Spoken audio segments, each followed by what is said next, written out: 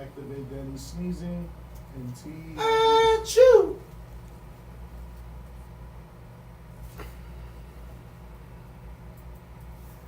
We're good. I got an AJ show open. I don't even know where that's at.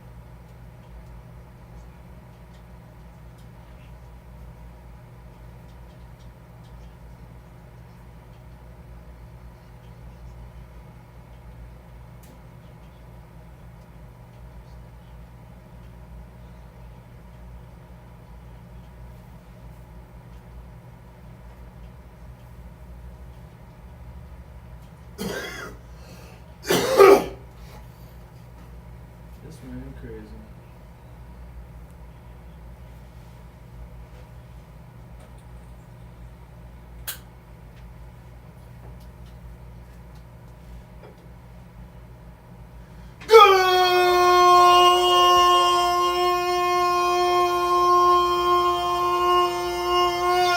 Good morning, TBV. What's going on, ladies and gentlemen? We back at it. It is Monday, Tuesday, Friday. It's always Friday.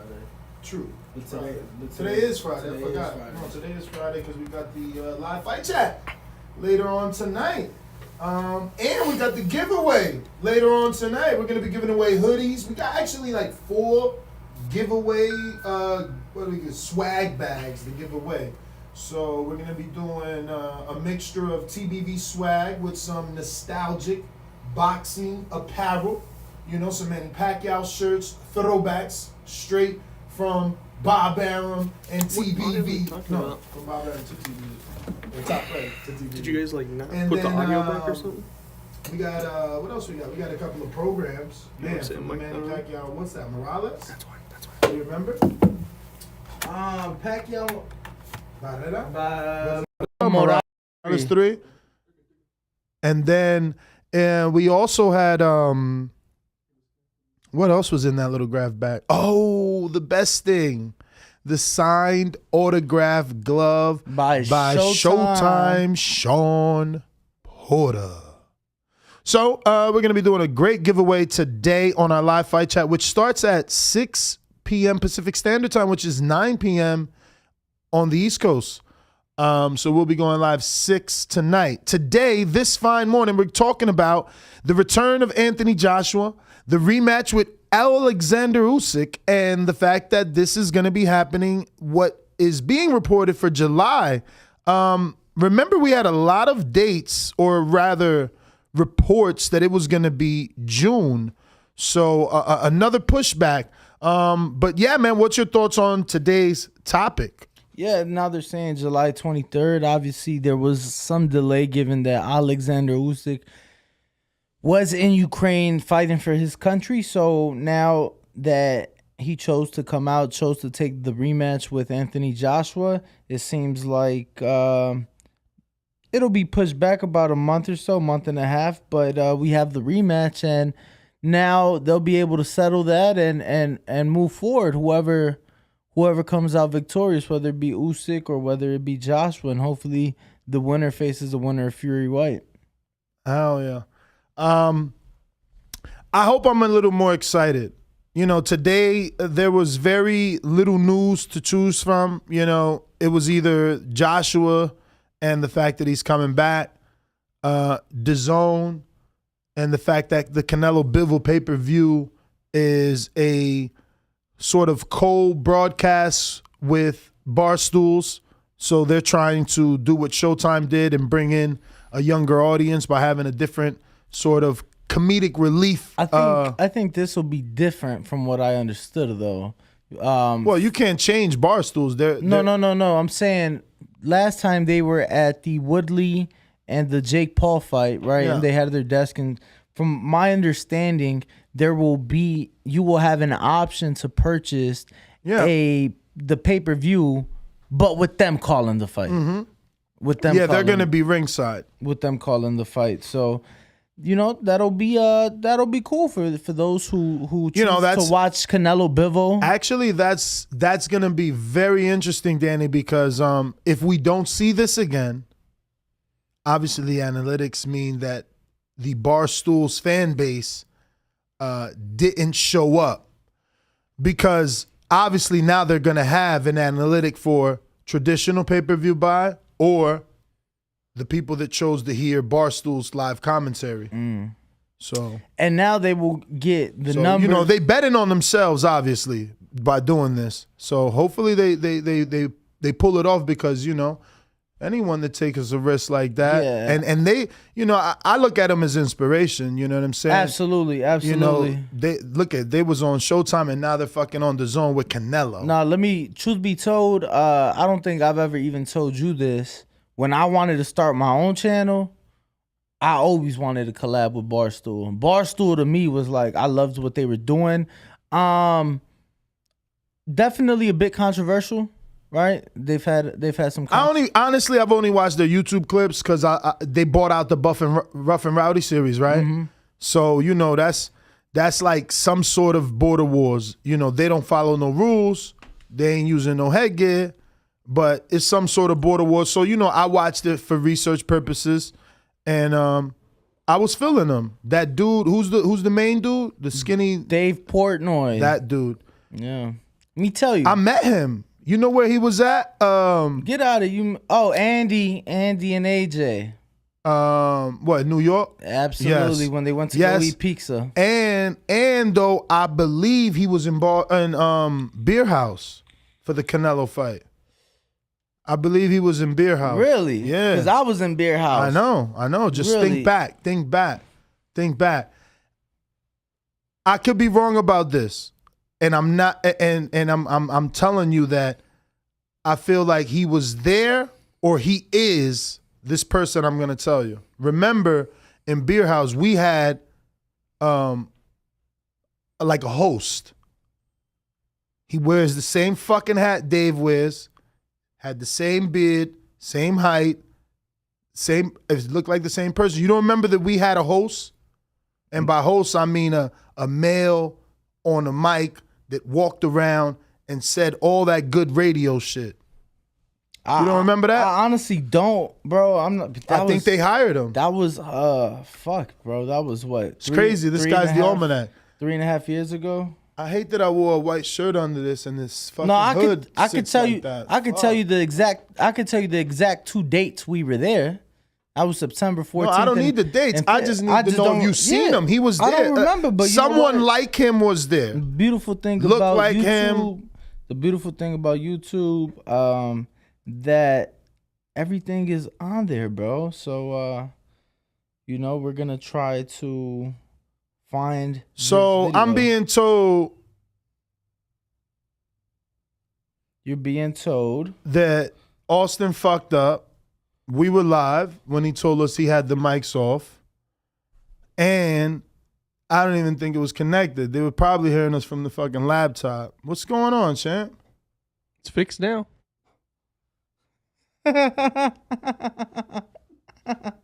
All you need to know. It's fixed now. It's fixed now, Ness. So stop bitching. I'm just saying, bro. Like, what? You got one job. Connect to the stream. What the fuck? Like, what the fuck? Yo, put that dude in the meeting, man. This fucking guy. We got a super chat from Alex Corona that says, "Good morning, Ness and Danny TBV with the fire emoji." It's so funny because he told me the mic was off, so I did mad shit. Like, my keys was on the desk.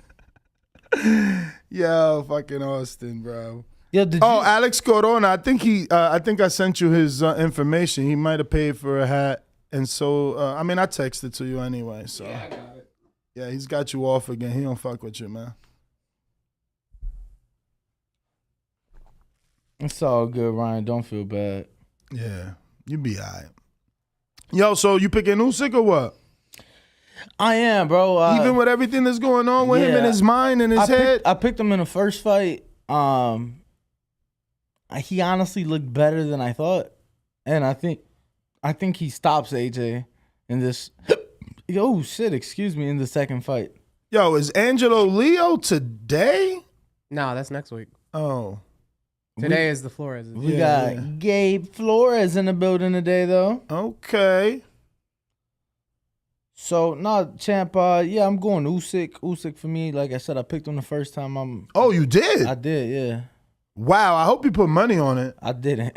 What? I was in Chicago, and at the time, oh my God, sports betting, bro. I think I missed it. Not even exaggerating. I want to say I missed it by like 5 or 6 days. Bruh. Yeah, it's all good. How could you not? Damn, that sucks. It's all good, man. But no, look, July 23rd. Wait, but I gotta know, why'd you pick him? I just felt that he would outbox Joshua. Honestly, I think that Usyk is a cautious enough fighter to, stay out of the way of Joshua's punches. And it's not like Josh was like super fast where he could like just catch him. He could always catch him, but I was feeling Usyk. I've always been pretty big on Usyk. I think that I know it was undisputed, but I think that he gets overlooked a lot. I think he doesn't get his due credit sometimes. You get what I'm saying? Like, people, I feel like even though, it's everybody. They say, oh, well, who'd Bud fight on his way to undisputed? Oh, well, Canelo fought the European tour on his way to undisputed. I was impressed with what Usyk has done in his career so far, and I just felt like it was Usyk in that fight. Yo, somebody is literally DMing me right now, watching the show live, talking about, yo, could someone tell me, please, because I'm, people don't probably think I still manage all the accounts I fucking do. So they like, can someone tell me what glasses Ness has on? Bro, I swear to God, they fire. I promise you, I'm not. That's so funny because listen. These are not the ones I wanted. I canceled the Gucci's. These are Hugo Boss, though. So shout out to AJ. Because he's sponsored by Hugo Boss. Kid you not, I've seen that comment come up so many times. Well, thank you, because I did not just jump the gun. I really wanted to get a nice looking pair. Was that from Scott Turner? I don't know. Over here on Twitter says Imzy? I was just saying because somebody in the chat. Or it could be Amzi. I don't know. But look, I'm saying people in the chat right here, Scott Turner in the chat. Naz, bro, your glasses are fire. What brand are they and where can I get them? I bought them online from Hugo Boss, and you can add the prescription. What the fuck is that? Oh, that's the girl. Oh, yeah. But just because we are. Oh, she said Hugo Boss. I'm on it. Yeah. They not. Thank you. That's official, man. I swear, I wish the Gucci's, but I'm telling you, I got so mad. I ordered them, and then it's like fucking 7 days went by, no tracking number. I'm like, what is going on? And in that 7 days, I've gotten 3 emails that tell me like, they gave you the app, right? Like some weird app. No, that was for these. These actually came, but so that's the thing. Those didn't give me a tracking number. They just kept sending me emails like, oh, we're still processing your order. Like, oh, your order's still being processed. Oh, I know it's been a minute, but we're working on your. And I'm like, man, calling support on y'all, man. What's going on? So when I hit support up, they're like, oh, it's actually on back order. It's gonna take 2 weeks. I'm like, no, give me my money. So what you doing? What you doing? Are you just riding with the Hugo Boss joints? Yeah, I'm. It's a wrap because I had bought these and the Gucci's, and I was gonna see which ones is better and just return one. Yo, let me tell you what happened to me this morning. I know we're gonna talk about this, but let me tell you. Mm-hmm. I was rushing out this morning, forgot it was garbage day, so I'm like, fuck it, I'm gonna just hurry back, grab the cans, take them to the curb because I need my trash taken out. So wait, I just want to understand. In your neighborhood, is the truck that picks up the can? Yes. Okay, so you got a big, nice, durable garbage can. Yeah, it's the one that the City provides. It's the waste management company. That's not waste management. I forget what they're called, but yeah, the garbage company. They provide the cans. One for recycling, one for trash. But bro, I'm fucking rushing. Grab it by the side, so I don't have both hands behind it, right? So I just grab it from the side. I'm like, I'm gonna just pull it because of the angle they were positioned in, and my driveway is going down, and I tripped. Try to catch it. Some trash fell on me. Wait. You tripped on what? Shit on my own feet. Because I was kind of like dragging the trash can and I'm going downhill. And it was early and dark, too. It was early and dark as well. How do you trip on your own feet? Bro, I don't even know. I was grabbing it. I'm trying to turn around. I trip. Trash can begins to fall. I go to catch it. Some of the shit falls on me. Oof. And I noticed like the tiniest stain on my shirt. I'm like, I got a brand new shirt in my car, no worries, right? I'll just change my shirt, brand new in the car. No worries. Well, I got here and I get into some light when I walk in and I realize that the shirt's not brand new?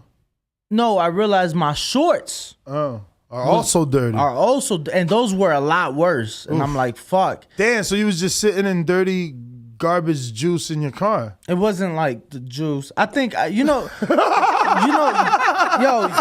what I think? Your car gets dusty as hell. It's dirty. Hell yeah. You brush up on it, and that's what it looked like. But it was like all on the right leg of my shorts. So I'm like, I gotta change these. But yeah, man.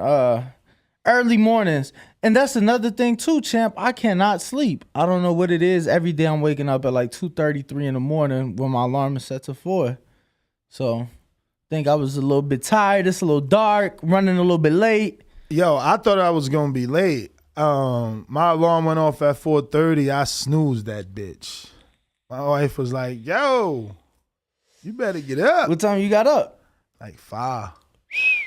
Yeah. I mean, you still made it on time, though. That's why I chose the velour. I'm like, oh, I like, what am I going to wear? I'm like, oh, that's easy. Right. You know what I'm saying? Where'd you get that from? Oh, I told you every day is Fashion Nova. I think I'm a partner. I think I've inspired you, Ness. No, I had this way before even you became a co-host, and before on the show, and before you even started telling me you wear stuff at Fashion Nova. Nah, champ, but the velour. I inspired you with the velour. I don't think so. This is my 3rd velour suit. Remember, I got the black one, and I got the one that someone said it looked like a feline velour suit. That I usually wear with my zebras. Oh, yep. Yo, that's whack. Fucking your man's re-releasing the zebras today instead of fucking releasing some new colors. Yeah, fucking garbage. I got my pair secure. Oh, you participated in the thing? Nah, I don't do the raffles. I got a guy. How much he charging you? It's a $50 upcharge, but he gets the shoes for me, so it's like he say 50, y'all, but how much is the final price? $270. Okay. $270. Yeah, he ain't even charging you the tax because I gotta pay $220 plus tax from Adidas. $270. He told me I know they're $220.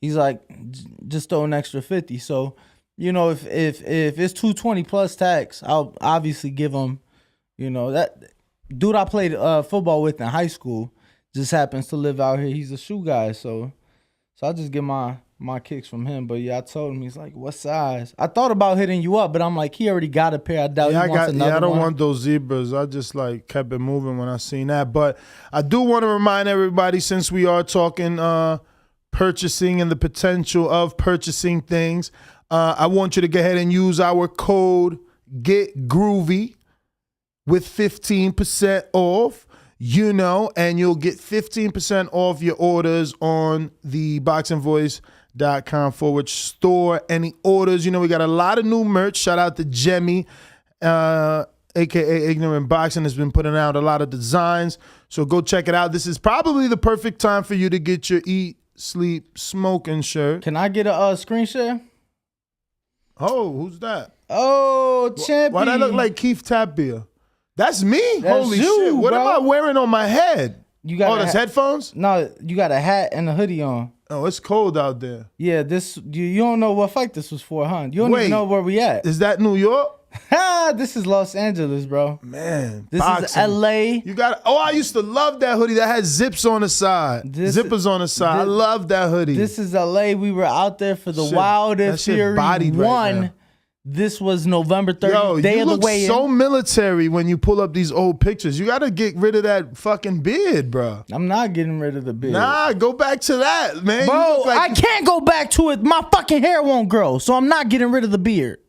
Yeah. Bro, but look at you. You look like so fucking like I'm in the military. Bro, I look weird with the mustache, bro. And you look more Mexican. I'm gonna be real. Right, y'all, in the chat. Don't he look more Mexican like in that picture? You look Mexican. I am Mexican, motherfucker. Nah, look at him on the side with the hat and the beard. You look like a fucking a white Rick Ross and shit. You know what I'm saying? What'd he say? Huh? Yeah. What? Yo, word is born. That hoodie had me looking like I thought I was Keith Tapia. I'm like, who the fuck is that? People don't even remember poor Keith Tapia. But man. Yeah, bro, it was that day. Look at this. Boxing, look at me and Ken Porter, bro. I inspired with the white forces. I inspired the velour, bro. That was velour. That's what all this was for. That's velour. We good on the screen shit. Look, shout out Ken Porter. Nah, velour wasn't in style in 2017. This was 2018. That's the beautiful thing about it. And it was at the very end of 2018. Nah, velour's always in style. This is this actually came back. You know what I'm saying? Like fucking people was wearing this shit in the 80s and the 70s, man. When Ryan was going to the clubs. I'm not that old. We got Anthony Johnson. Ness, ring walk. Good morning. Good morning, champ. Salute, champ. Salute. Good morning. Top of the morning. So, you want to slide in any other news and notes you might have seen out there? Absolutely. Given that we are Look, another order. I'm saying Fashion Nova, send that shit, man. Ooh, excuse me. I should be a partner, man. I'm telling you. I hear you, bro. Telling you. Now, Hugo Boss just lost out on commission right there. You know what I'm saying? It was Alejandro Corona for the hat. Really quick, given that we are talking about fellow Ukrainian Oleksandr Usyk, I would like to bring up fellow Ukrainian and former light heavyweight champion of the world, Oleksandr Usyk, who Canelo has revealed he's now recruited as a sparring partner to help him prepare for the Dmitry Bivol fight on May the 7th. And who is Usyk? How the fuck you... Bro, he's the one that put Adonis Stevenson in a coma, bro. Wow. It was actually, you don't remember, it was the same day as Wilder Fury 1. Of course I do. You know, they did the Showtime lead-in from Canada, no? I think he doesn't get that every day we can have a casual listener that just never heard of Oleksandr Usyk. Yeah, Oleksandr Usyk. Why should we be impressed that he's sparring with Canelo? You just told us, but that's all I was trying to do. Lead you in as a good co-host. Former Olympian. Jordan was never as good as he was until he had Pippen, my man Steve Kerr. What's the other dude? Horace Grant. You know what I'm saying? Rodman. Dennis Rodman. You can't say no to Dennis Rodman. He was killing it with the crazy hair back in the day. You know, one of the top 10 defenders in NBA history. Let me throw that out there. He was in all the video games. You know what I'm saying? I think that's the separation too, man. Because there's no active boxing game, we're losing our youth. You know, because I never watched those sports, but I played Madden. I played. What the fuck it is called? It was like, he's heating up. Yo, he's too young. He's too young. He's too young. Get out of here. He's heating up. You know what I'm saying? And the fucking ball starts lighting up. What was the other one where you could like, oh man, I ain't even gonna mess it up, but there was a lot of basketball games, and the characters, or rather the players were characters, man. Like, bro, I used to love Larry Johnson, I think his name is. Was because it was Larry Johnson on the Charlotte Hornets. Hornets, bro. Yeah. Bro, look. I shouldn't know that. I didn't watch them play, but I love the combination of, on a video game, that team was nasty when it was Larry Johnson, a.k.a. Grandmama, the little dude, Muggsy Bogues, and then the fish. My man was a Hall of Famer, right? Alonzo Mourning. You see, video games make you remember. We don't have that. So ain't nobody playing at Shakur right now. Let me tell you, Fucking whack ass boxing. let me tell you, when fucking losers. Bro, when I first started playing baseball, not baseball, I'm sorry, football, I had a really hard time remembering the plays. Yeah. Like, for me to memorize the plays, I'm like, fuck, bro. And I kid you not, it was through playing video games, and that's how, like, different plays, but exactly. But football plays, bro. Like, Madden showed you the playbook. But there was another game that was better than Madden. Not better. Madden has always obviously been the best game. And NFL 2K series. No, I was gonna. No. What about Blitz? Which is coming back. You guys Yes. remember NFL Blitz? Yes. Bro, used to where break you heat up, right? Yeah, and then, like the character flashes or something when he's in. And when you would hit them, you could like crush their fucking back, break their back and shit. Yeah, bro. Official. Yeah, but listen, man, speaking of official, you know that's what we are doing over here at TBV, is trying to do the most official shows possible and give our audience, back as much as we can, because obviously we wouldn't have made it to this particular position without having each and every one of you listen every day. And, the dream has always been to be in studio. We're here now. We're getting those solid interviews. I am going to tell you, we missed out on Alicia Baumgartner. They were scheduled in to come in early. I didn't want to tell you because that's show business. And I figured there's no way she's going to land Thursday, or rather Wednesday night, and be here Thursday morning at 7. Nah, look, man, I talked to the champ yesterday. She's like 8 a.m. I know. She's like, that means I got to get up at 5:30 to get ready. And I'm like, yeah, champ, but I can't even believe that. That shit was playing in my head this morning. Like, bro, you need 3 hours to get ready? Well, I'm saying, obviously, she's not here. So not just that she has to get ready, but then... Bro, we 10 minutes out, man. Stop making excuses for her. The one thing I will say, every day, my girl takes at least an hour and a half to do her hair. No, the one thing I will say, if it takes her 3 hours to walk in the door the way she was looking yesterday, okay. It's okay with me, but we got an interview to do. Nah, for sure. Because she does look amazing. She looks like she works out every single day. Like, she had a black cat suit on. You already know. So, like, you can see her hamstrings. Like, actually flex while she was walking. Yeah, she in shape. She was crazy in shape. For sure. Her fucking WBC bag, it looked that like... was dope. It looked like an alligator. I thought it was an ostrich. I thought it was something like fabulous, and it's WBC. No, I kid you not. When I first saw it, and I know you're not into this, I thought it was a Birkin bag. I'm like, check champ out. She getting some money. I wouldn't even know what it looks like. I just knew. I was like, wow, what is it? And I had to ask. I didn't even let that bag walk past me. I'm like, hey, what bag is that? Right. And then, this the bag for the actual belt. I'm like, what? Damn, that shit looked like a $5,000 bag easy. No, the bag was very nice. So you said it was ostrich. That's what it looked like. It was shiny too. I don't know. And not shiny patent leather, because you say shiny, people think patent leather. We got a Cash App and we got a Super Chat. We're going to go to the Super Chat. The Cash App from Abraham Lopez. Good morning, Ness and Sweat Walk Danny. Damn, Dan. Why you don't just like put a little bit of powder? That's what they do on TV. You got the fucking room there. Listen, you guys don't even know. Even though we hate on Kitten Paws, at least they got a little powder room right there with the lights, and you can just pop, pop, pop, pop, pop, pop, little powder. So that when you get under the lights, it's not as shiny. I actually don't mind because I got nice complexion. So it's like I look more caramel on camera. You, on the other hand, you are looking like you're perspiring right now. Not right now. But eventually. It usually gets there. Yeah. Then you blame it on the AC, but I see you ain't wear a hoodie today. He probably won't get shiny because he's not wearing the hoodie, and it probably will be me now because I'm got the hoodie on. Nah, you know, Sticky Paws, they don't like their AC under 77, but I come in and... Yeah, no, it's too cold, bro, because if you put it under 77, that back room gets to like 54. It's crazy. But anyway, we never got to the point that today, later on today, if you come on back at 6 p.m. Pacific Standard Time, we're going to be doing some giveaways of some fantastic gear. And guess what?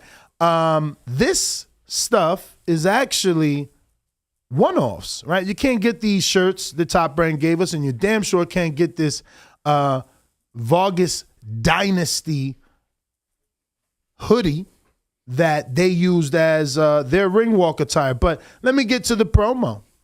What's up, ladies and gentlemen? It's going down on Friday's live fight chat. We're going to be doing a live giveaway on our live fight chats on Friday. So we just want to show you some of the lucky merch one of you lucky viewers are going to win because it's some exclusive stuff. We got TBV swag.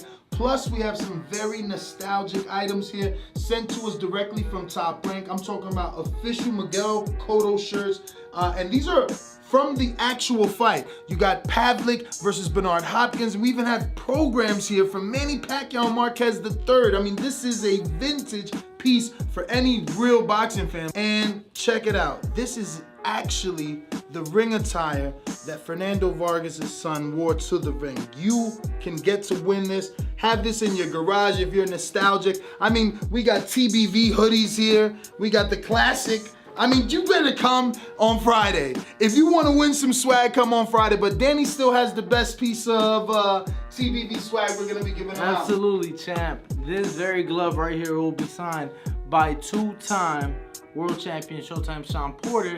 Oh, shit. Oh, that's dope. New merch. That's good quality. You feel New me? merch.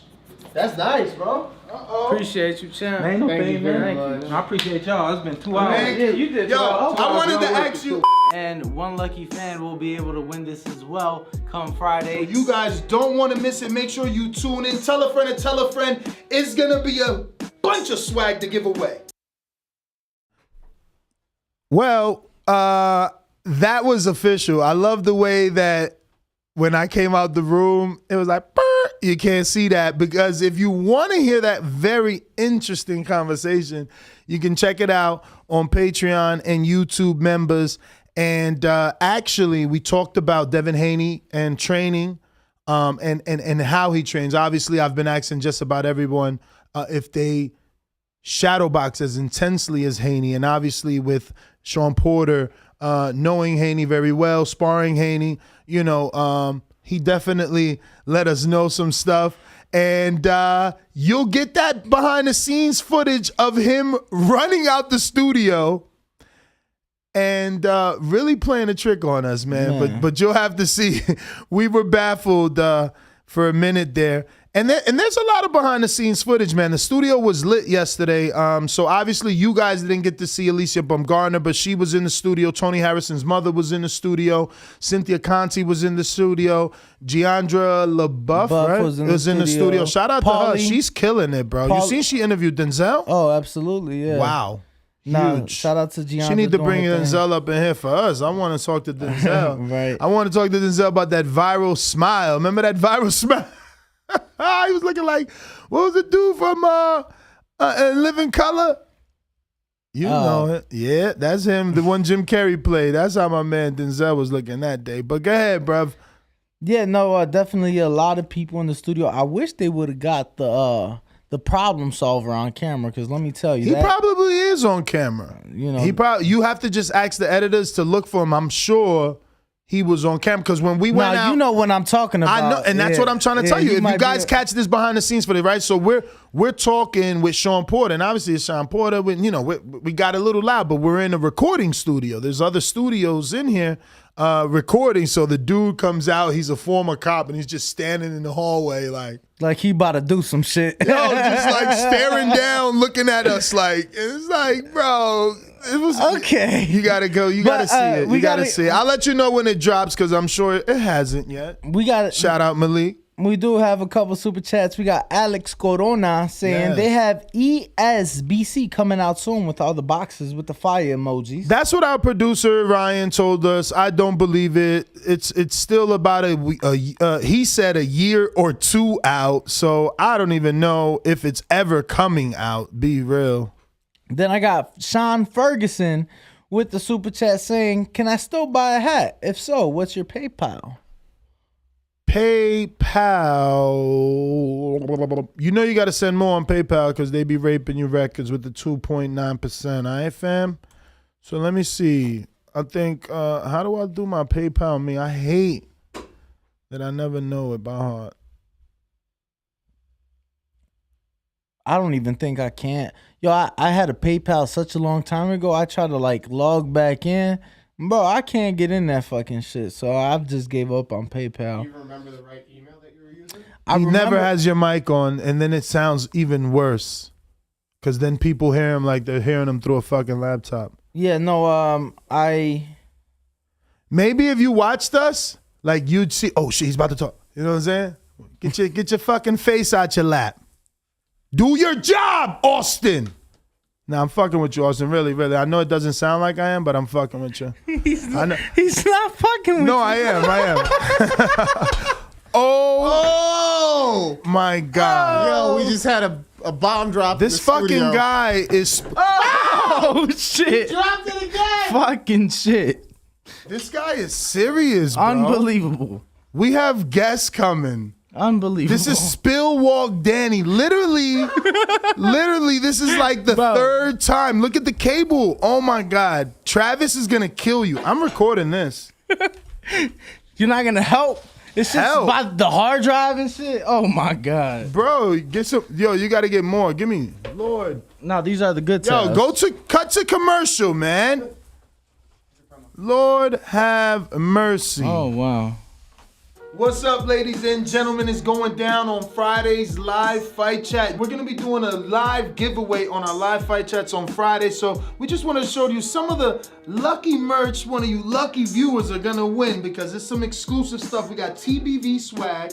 Plus, we have some very nostalgic items here sent to us directly from Top Rank. I'm talking about official Miguel Cotto shirts. And these are from the actual fight. You got Pavlik versus Bernard Hopkins. We even had programs here from Manny Pacquiao Marquez III. I mean, this is a vintage piece for any real boxing fan. And check it out. This is actually the ring attire that Fernando Vargas' son wore to the ring. You can get to win this. Have this in your garage if you're nostalgic. I mean, we got TBV hoodies here. We got the classic. I mean, you better come on Friday. If you want to win some swag, come on Friday. But Danny still has the best piece of TBV swag we're going to be giving out. Absolutely, champ. This very glove right here will be signed by two-time world champion Showtime Sean Porter. Oh, shit. Oh, that's dope. New merch. That's good quality. You feel New me? merch. That's nice, bro. Uh-oh. Appreciate you, champ. Ain't no Thank thing, you very man. much. I appreciate y'all. It's been 2 hours. Man, Yeah, you did. Yo, 2 hours. I wanted to ask you. And one lucky fan will be able to win this as well come Friday. You guys don't want to miss it. Make sure you tune in. Tell a friend and tell a friend. It's going to be a bunch of swag to give away.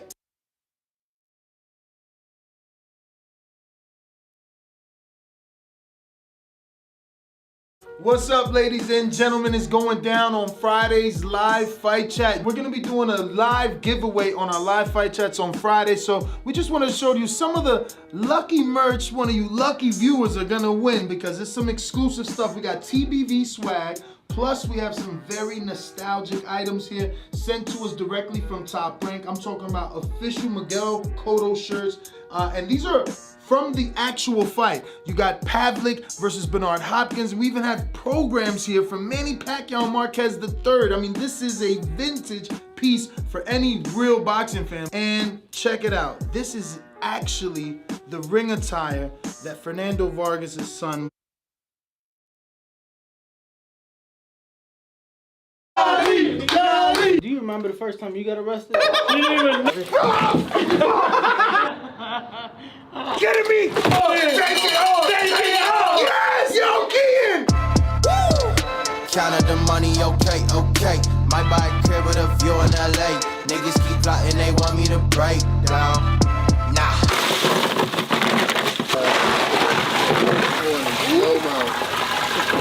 That's enough ice, by the way. What the fuck? I said you can't have a horse. Two. We are back, ladies and gentlemen. Tony! Who the fuck was Tony? Tony Salgado. Oh, shit. That's why you guys are like, Tony! Tony! Shout out Tony. I'm like, yo, fucking, why am I yelling Tony like this? Now I know why. Shout out to the $100 super chat, Tony.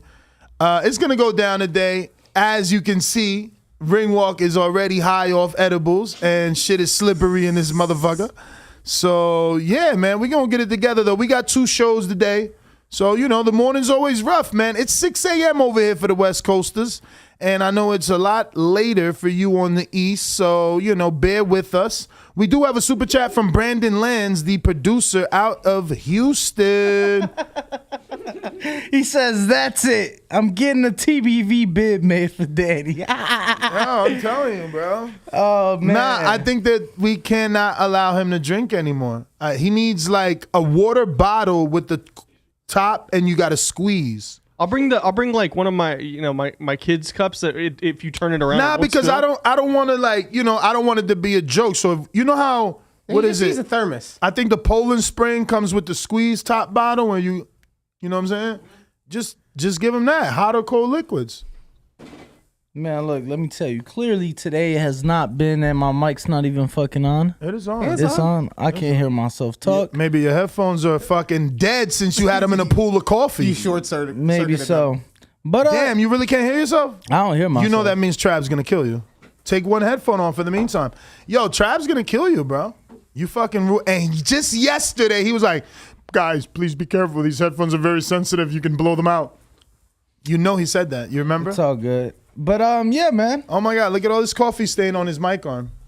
Can we get a shot? Oh, you just walked in front of our camera? That's the engineer walks in front of the camera. I'm telling you, you guys are making all types of mistakes. I am great. Everybody's I'm a allowed one. narcissist. I tap myself on my back. I'm doing great. You guys are just failing today. What's up? Me and Ryan, the only ones haven't fucked up yet. Even Kian brings me a fucking drive. He doesn't say what to do. He's just like, here. No, look, let me tell you. Yo, you got to text him. I got other windows here open. You know how long it'll take me to see that you text me? Look, Carlos just sent me a video. Oh, he got a signing. Now, I'm not saying that mine or that yours wasn't worse than mine, but you did fuck up today. Oh, I mean, shit. we started the show. You played 2 intros on mute, which is why the people at home couldn't hear us. Oh, no, that's the engineer. Oh, so that was Austin's second fuck up today? Yeah. Oh. No, that was the first fuck up. That was the first. His second fuck up was leaving our mic on when he told us it was off. So I had No. keys So the on mic was desk. never on. What happened was it was picking up the iPad audio. So your mics were off. It was just picking up from here as opposed to those mics. So the iPad that we can't even see, touch, Yeah. that only you can see and touch. Yep. So it's your fault. Say yup. No. Super chat from the Axiom. He says, happy Friday and happy Empanada Day. Let's go. Should we get empanada? We was trying to get tacos tonight. Did we figure out what we're eating? What are we eating, Ken? Oh, he said it's a surprise. Do I look like Marcos to you? Ain't no fucking surprises. Ain't no fucking surprises. We want to know. Yo, know Marcos, stop talking about Marcos like that, man. He's a nice guy. He is a nice guy, bro, and they did him dirty, bro. They blindsided him. They ain't tell him shit, and then they wondered why we got the product that we got, because he ain't know. He knew. Bro, they showed him the video. What are you talking about? How could they not? But show then him the video? they're like, Jordana won't be here, but that's because it was a different girl.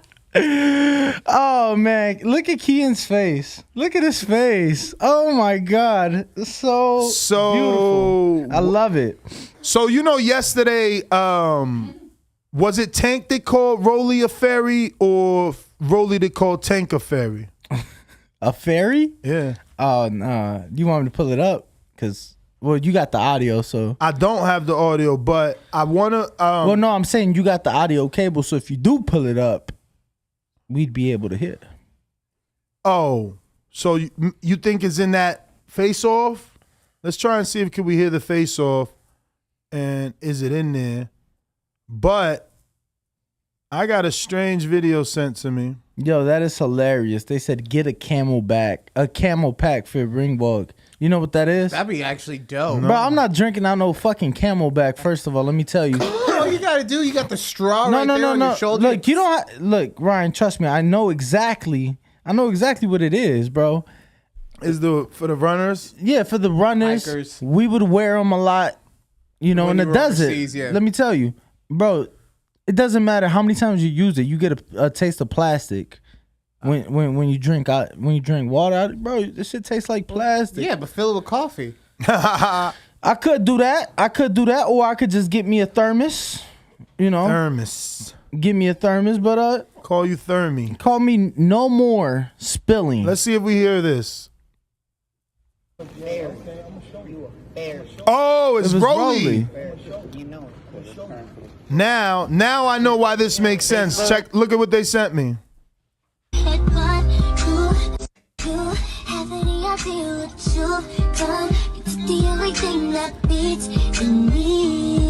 Yo, why you trying not to look at your man right now? No, Danny's trying to do everything but look at the video. What's wrong with the video? My man's singing. He in the car. It ain't no different than me and you. Did you see it? He's singing.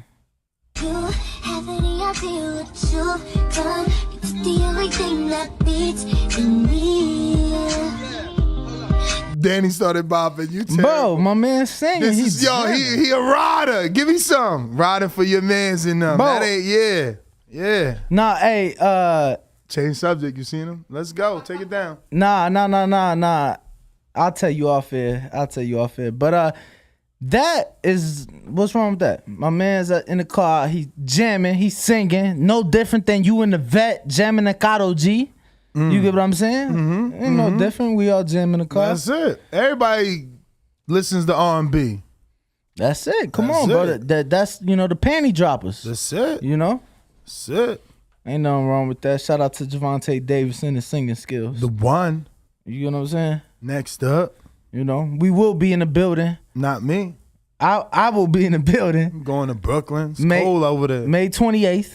Oh. Memorial Day weekend. I'm definitely not going to New York on Memorial Day weekend. Why? It's crazy. It gets crazy. No, it's just like Memorial Day weekend has always been for me. Because in your my birthday upbringing, weekend. yeah, it's always, but still, for me and my upbringing, it's always been like a chill weekend, like a go away weekend somewhere. Like even when I was young, we would go down the shore. Like me and my boys would go down to like Wildwood or Seaside Heights. I've been to Seaside. For the weekend for my birthday. You used to be down there with Snooky? Nah. Snooky was after me. Okay. So yeah, man. So I've always done something because it's my birthday weekend, and it is that type of weekend where people go away. I hear you.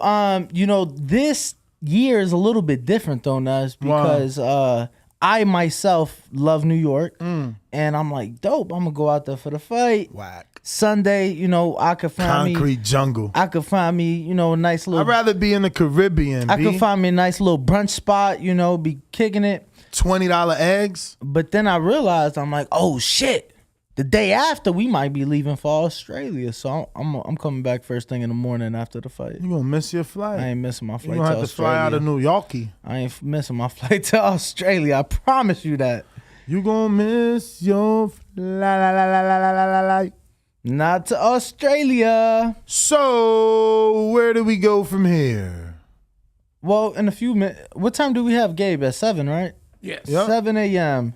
If he's on time. So for all of our Patreon members, head over to the Patreon page and make sure to get your questions in for Gabe Flores Jr. and Sr., who we will have in studio. Excuse me, in just a matter of minutes. Minutish. In just a matter of minutes. So, unfortunately, I really want to ask Ryan, Ryan, bro, what? You think? Oh, actually, I know what we could talk about. You got something? You want to finish that? Yeah. Well, you know what? I kind of wanted some more coffee, but I'm gonna stick to this water with the. Bruh, just stay away from the coffee and the spills for today, bruh. You know, we don't really need those problems right now. But especially with guests a few minutes out, you know, we don't want to delay anything. So. yeah, but what we are going to do is transition into our absolutely free posts on our community page where we're asking you guys, you know, for some help and ideas. Screen share, my good friend. So this is our post, and as you can see, Ryan, the producer, put that we're trying to plan out a special 420 extravaganza show. You must have put somewhere that we can't smoke, because they're like, oh, what kind of show is this you can't smoke? Yeah, it's literally. Oh, in the there it post. goes. The only thing we can do is smoke in studio. Thanks, Travis. But we're open to other ideas. So there's a lot of ideas. We need to go through them. We got another Cash App from Abraham Lopez. Let's see. Or is that an old one? What's the Cash App say, Ness? Maybe that was old. Cash App okay. is fucking That whack. was old. That was old. All right, so here we go. The earthquake. Yeah, that was old. That's so strange. But anyway, the earthquake says, there ain't no show without Info Joe. Sounds like the perfect job for Puff Puff Pastries. I'm pretty sure I answered this already, and I let him know that Info Joe was our first choice, but he is booked at another event, which is a good thing. It means that our, you know, longtime friend, business is picking up, so that's a great thing. Next thing we got, chat gets to pick your pizza order from a 4-option poll. Also, do a review on Tyson Ranch edible ear bites, or edible and bud. So I would love to smoke some of the Tyson Ranch and tell you how it is, and also try the ear edibles. Those are two good things that we can do, because those are both boxing related, with them being Mike Tyson, and those bites just came out. We talked about them on Untitled a couple episodes ago, so that's actually a good idea.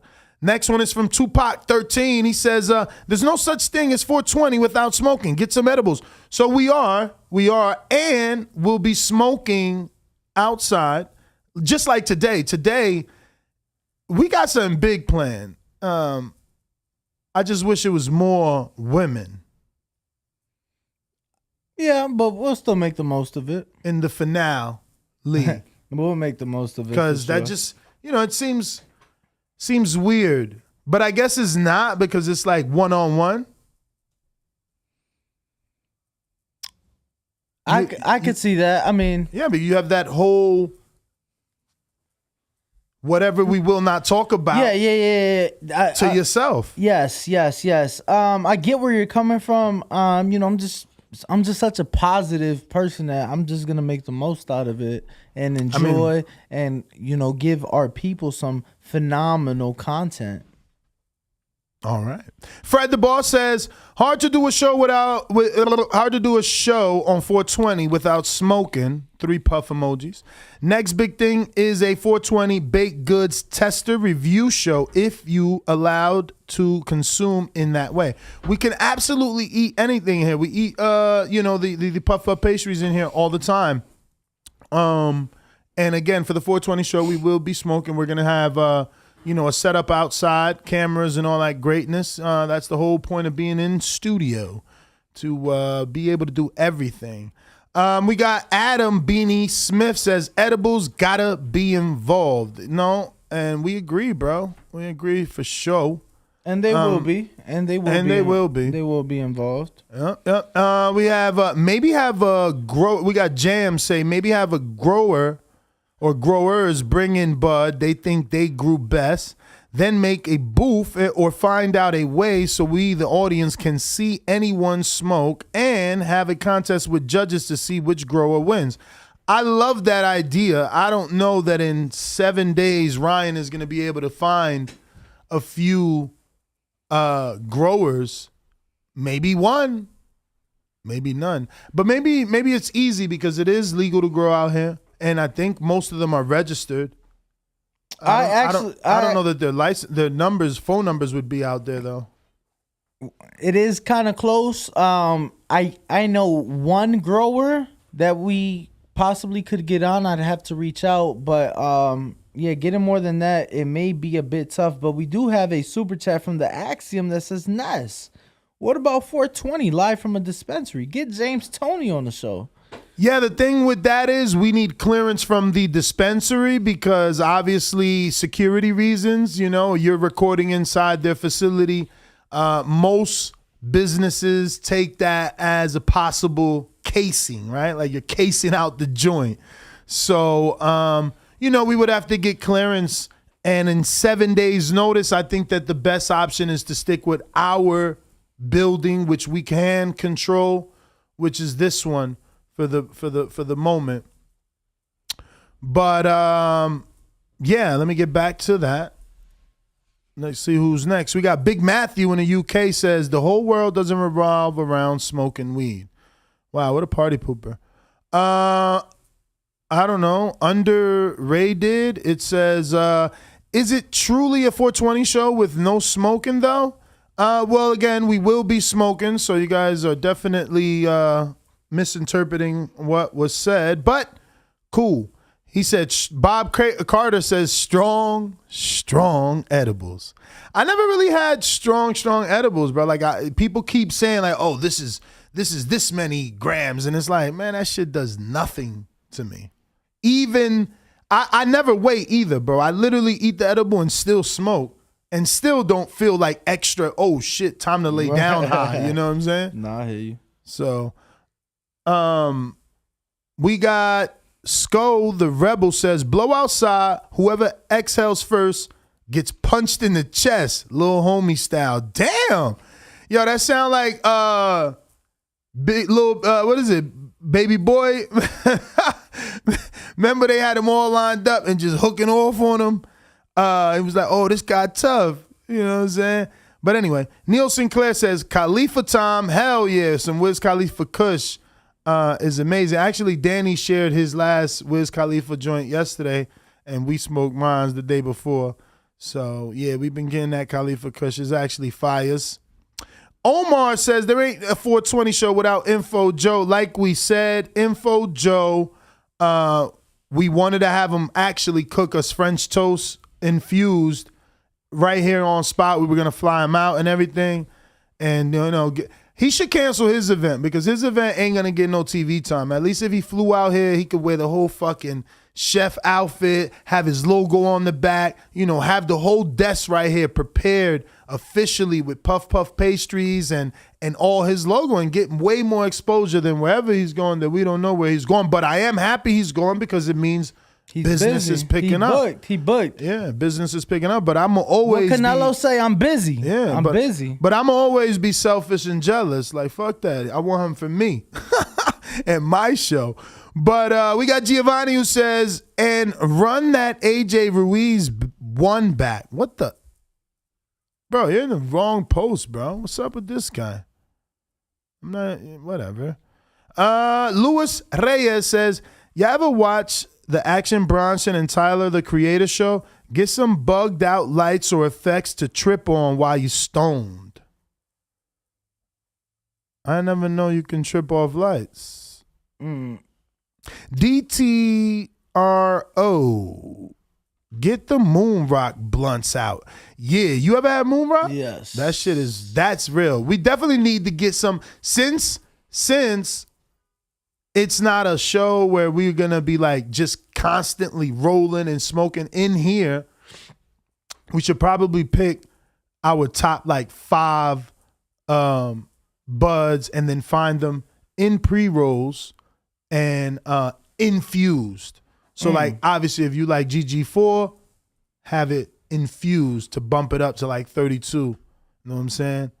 And then each one is gonna be so strong that we might fall asleep. He said we might fall No, asleep. because you don't I don't know if people know you can't get higher than high. Like your body just puts you to sleep. You just shut down. It's like it's over. Shutdown mode. It's not like you're gonna be like, oh, I'm high and smoked another. Oh my God, I'm higher. Like that. People are crazy. I hate fucking movies that depict marijuana uses that way. It's crazy. It's like, oh, every time you smoke weed, you're like, dude, what are we gonna do? And it's like, man, I'll smack the shit out you. I don't act like that. Anyway, we do have a super chat from Dante Kinnamore who said, "Can you bring Troutman Boxing on for his picks this weekend, Ness and Danny?" Today's Friday. He should have been on today. So if Brandon, if you're listening, if he wants to do a crash the party, we with it. Everybody said just vape, homie. Maybe we gotta get a vape or two just to try it for that day, and maybe we turn into vapors for the show purposes. For the show purposes. And everybody's saying Mike Tyson. That's my man Manny Chavez. I would love Mike Tyson to be up in this bish. And another edibles by Rob. My man right here is a weirdo. I'm about to delete you. Adrian Rowan says, test different vapes and have some weed chefs make you some great food infused foods, maybe grilled so they can prepare it outside. Yeah. So it looks like our guests are in the building. Gabe go. Flores, Jr. and Senior. For those of you who want to get your questions in, make sure to head over to patreon.com and get those in while we have brother? Gabe. Good morning, brother. So how's everybody doing? Sound good, man. Doing good, man. How you doing? Oh, man. Definitely blessed, man. As you can see, now living in the West, got this beautiful studio to bring in amazing guests like you guys and keep doing what I love to do. So I'm feeling good. And you guys? I know you feeling good. You got that vet outside. That's Yo, shout out to you. Thank you, man. Yeah, I fucking love that car, bro. When did you get out here? When did I get out here? About two weeks ago now. today. Oh, it's 2 weeks today? Yeah. 2 weeks today. But I've been flying back and forth, but I officially moved 2 weeks ago and shipped all my cars and shit. That's right. Yeah. And you guys are local to Vegas, right? Right. How long? 2 years. Oh, 2 years. Yeah. Okay, good. So you're perfect. Exactly who I need to be talking to. How was the heat the first time around? Because people say August is crazy. Yeah, it is. It gets to the highest is like 114, so you'll feel it. It gets hot, but I love the heat, so I deal with it good. You know. You guys, He said he drives with gloves because of the steering wheel. Well, it has gotten to, you hop in your car, I forget to put the wind block, the sun blocker. The sun blocker. Sometimes I gotta buy one. Sometimes the steering wheel gets a little hot. You gotta throw the little left hand glove on real quick. You just got to know how to move though. Like you move early morning or late at night. You know what I'm saying? No, then that's for sure. And you gotta park your car in the garage or your shit will be burning. No, I got a garage. Yeah, I might have to start doing that. Yeah, but see, that's what I'm saying. Now during the day, bro, it's gonna be. I'm telling you, it's gonna get hot. And our new building, we have covered parking, but this one we don't. So, trying to find right now. I'm trying to see. All right, what time is the sun here? What's shaded during this time? Because if we park. Since we come in early, if we park in front of the building, by the time we get out, the sun is behind us. Remember, we always walk out to the wall to smoke in the sun. You right about that. So, yeah. But I can't wait to get out of here. We do have covered parking in the new building. It's an amazing building. I can't wait to get you guys back. It's just amazing. It looks like the New York Sirius XM or the LA studios. It's all glass and divided, just beautiful. It's like now you guys come in, it's early morning, right?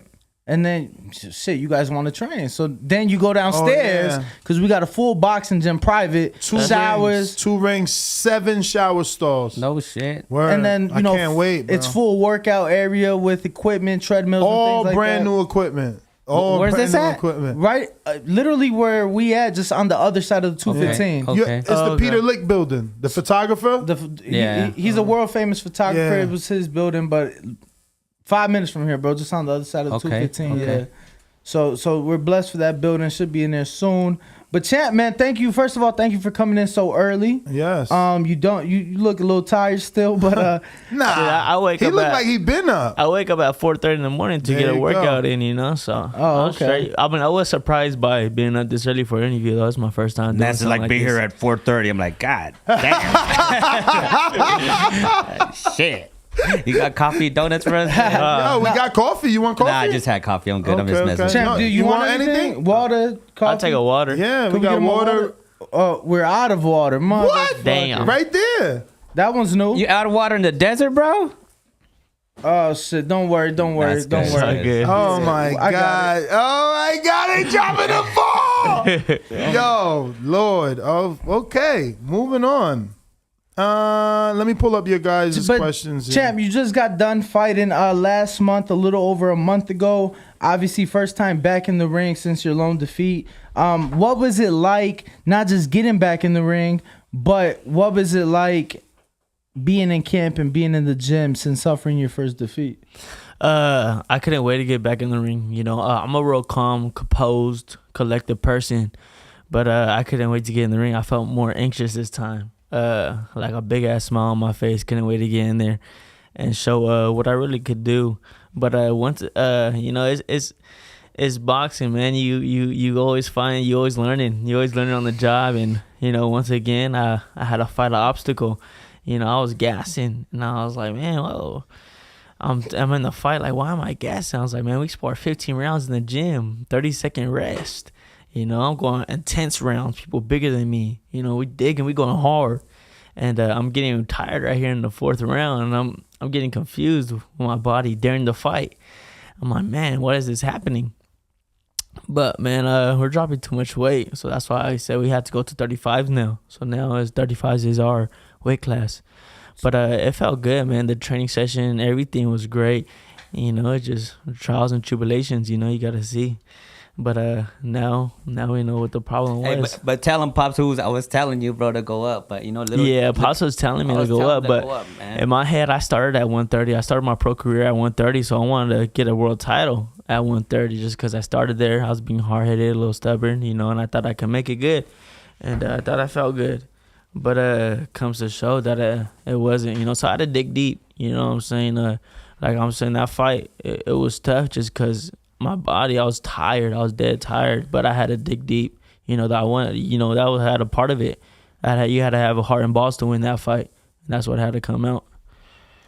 Yeah, I mean, I think that's the only good thing that came out these last couple of fights, that he showed his heart, he showed his balls, man. And it does take a lot of, it's not the opponents. Like, people are like, oh, these are hard fights. No, they're not. You know, Junior's fighting an uphill battle with himself.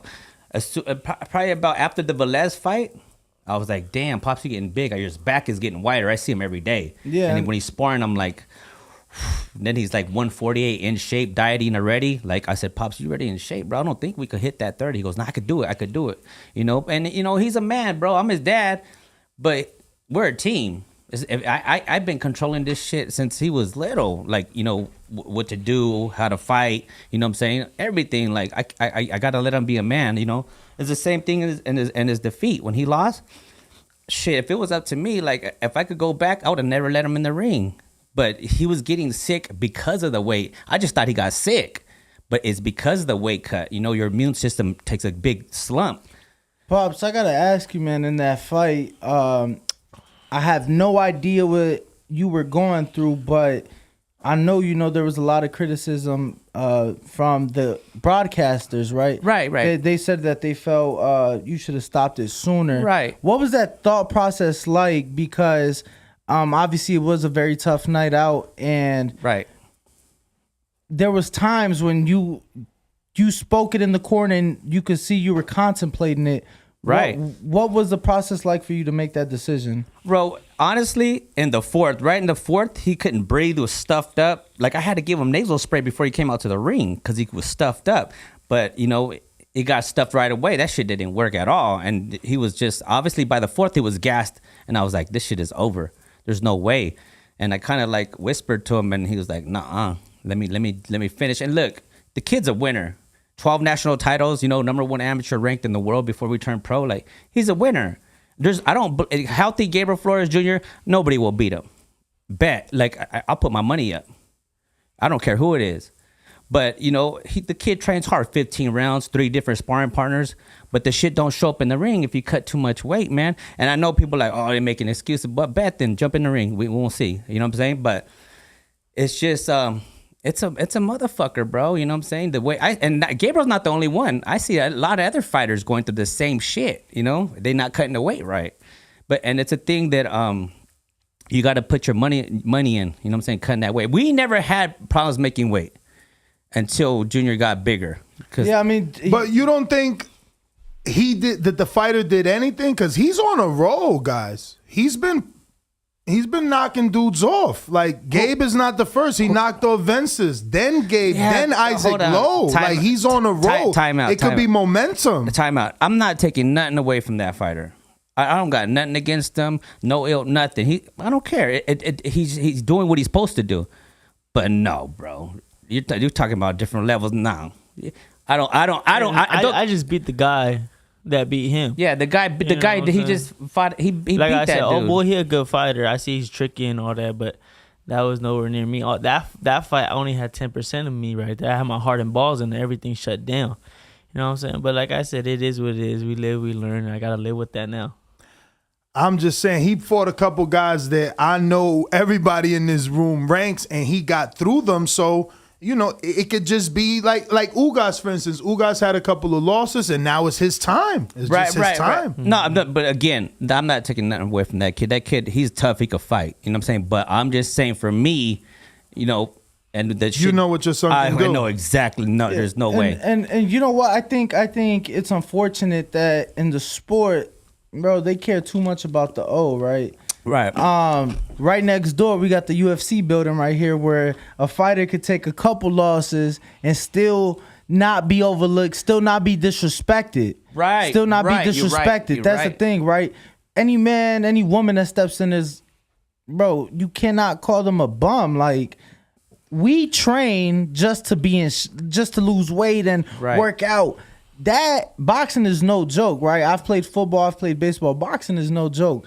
So, you know, for you to be so young, I'm just curious, bro. What was it that kept you pushing, right? Because your dad's in the corner talking to you and letting you know, I'm thinking about stopping this fight, right?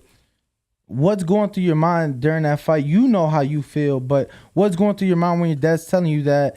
And a loss is a loss, but obviously going the distance and being stopped is different things. You know, what was going through your mind in that fight, Gabe? Shit, I got a different mentality. You know what I'm saying? I got a winner's mentality to the fullest.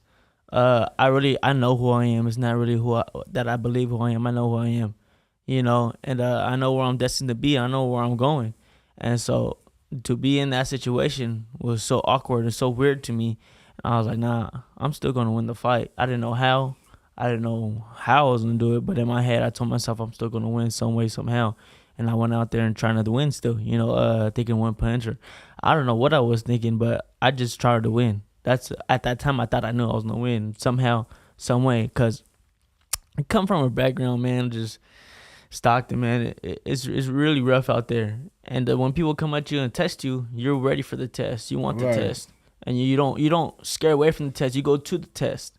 You know, so that's kind of how I felt at the time. You know, I wanted to confront the test, you know, and I did. And I was glad. I was happy to stay in there and stand on my 2 feet. No, look, man, I wasn't there, but I remember watching that fight live, and I was just, the heart, the balls that it takes to not just get in there, but to endure and go through what you went through, man. That if cannot. You see me, I was so frustrated because I was frustrated at my body and myself. Like, man, when they're trying to stop it, I got up right away and pushed them. I'm like, I was just so frustrated, so angry because I couldn't do what I wanted to do in there, you know. So it was just a battle with myself also. Pops, not just being in the corner with your son, but being his father. Right. How have you seen him change, whether it's in or out of the ring, since his defeat? I think he's more hungry, man. I think he's got more bad intentions when he's sparring now. Like, you know what I'm saying? I think he's working a lot harder, you know.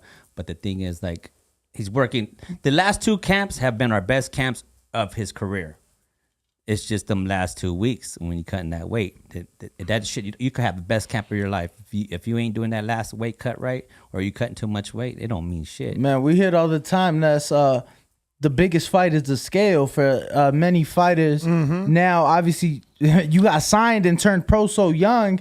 You're only 21, so your body's still growing, still developing. And you physically look, I've seen you now a few times in person. Today, you look like you grew, like you're taller. Yeah. Do you feel you're taller or no? Because they have you listed at 5'9", but in that chair, you look taller than Honestly, I do feel a little taller, a little wider. You know, I was it's gonna say, crazy to yeah. be at the same weight since I was 17. And when I really started breaking it down and thinking, like, I can't be at the same weight since I was 17. You know what I mean? So that was when you turned pro, though. What were you at? Were you at, what, 32 in the amateurs? Or what? I was weight? at 38 at the amateurs. 38 in the Oh, amateurs, wow. okay. But I was weighing in at like 32, 30, like 33, 34, like real light. I couldn't touch that. Because I know they did away with one of the divisions, right? Which one did they do away with? Probably was it 32? They change that shit all the time. all day man. long. Hey, Yeah, but amateurs is crazy. Yeah, only reason I know for a fact is because that's why Shushu couldn't go to the Olympics, because they eliminated his division. So I found this so weird, right? The Olympics eliminated his division, so now he had to go down in weight. So I forget exactly what weight he had to go down to, but he goes down in weight, and then he didn't have enough, I guess it's by points in the amateur system, like in order to qualify to be able to go to the what is it, the Olympic trials or whatever. Right. So he didn't have enough points. But I'm like, how do they just eliminate a division? He's like, yeah, the Olympic Boxing Committee chose to eliminate that division a year before. So then I had I'm like, oh, wow. Yeah, they do that. You go up or you go down. You got to choose, you know? So we've heard so many fighters say that it's those last 2 pounds, and I'm just looking at the fight in question. You weighed in at 129, and then your last fight, 131. So those 2 pounds made the world of difference for you. I can't even be at 132. You know what I'm saying? Oh, so even your last fight, you were still feeling sick. Nah, I didn't say sick. Nah, I was just, that's why I got so tired, because of the weight loss. You know, I was just gassed. That's what I was saying. I was wondering why I was so gassing my last fight. It didn't make no sense.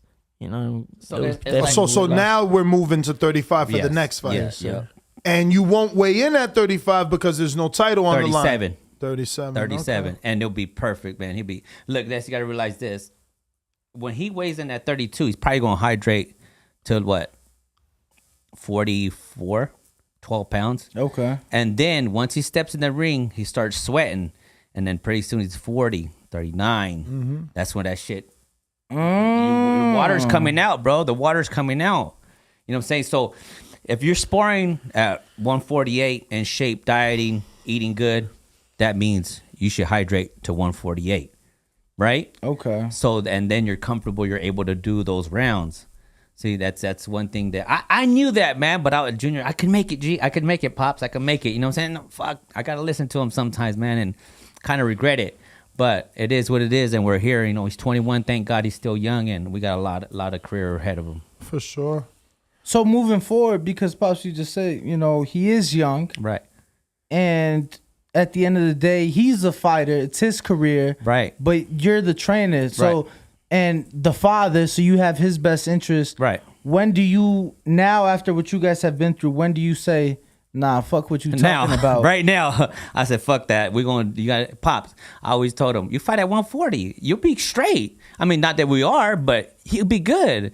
A healthy junior, bro, is different. Like, you could ask any gyms around here in Vegas, Ness, you ask them how little G be doing in sparring.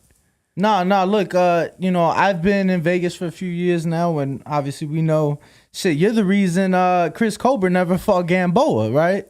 So whether you guys say it or not, gym talk. But regardless, look, man, hopefully this move to 35 Wow, I didn't know that. You just dropped that bomb so casually. But look, now, you know, people. What happened, bro? People talk in these Vegas gyms. And but what did you hear? what I heard in the gyms was that, you know, Gabe Jr. broke Gamboa's ribs, and hence.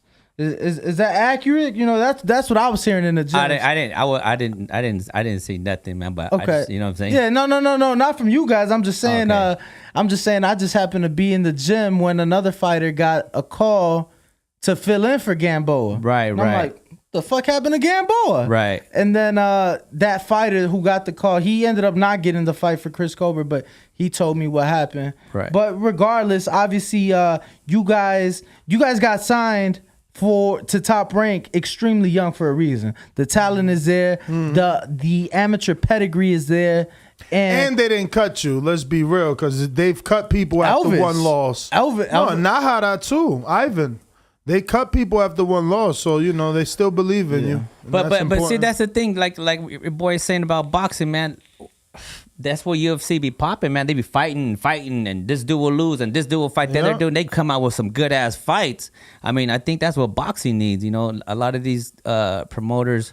Because you never know what happened in the ring. You know what I'm saying? I mean, look at we need Teal. Ugas to win to change things, because Ugas has those 4 losses. He's already an underdog. If he beats Earl, he can inspire people and maybe change things, because those 4 losses are there and they would mean nothing if you beat Pacquiao and Earl back to back. You know what I mean? I mean, shit, beating Pacquiao alone, right? Right. Well, some people taking that win, they're saying Pacquiao was, come on, you know how boxing goes. I'm talking if I was Ugas. Personally, you know, your achievements are always going to be greater to you personally. It's to the people, though.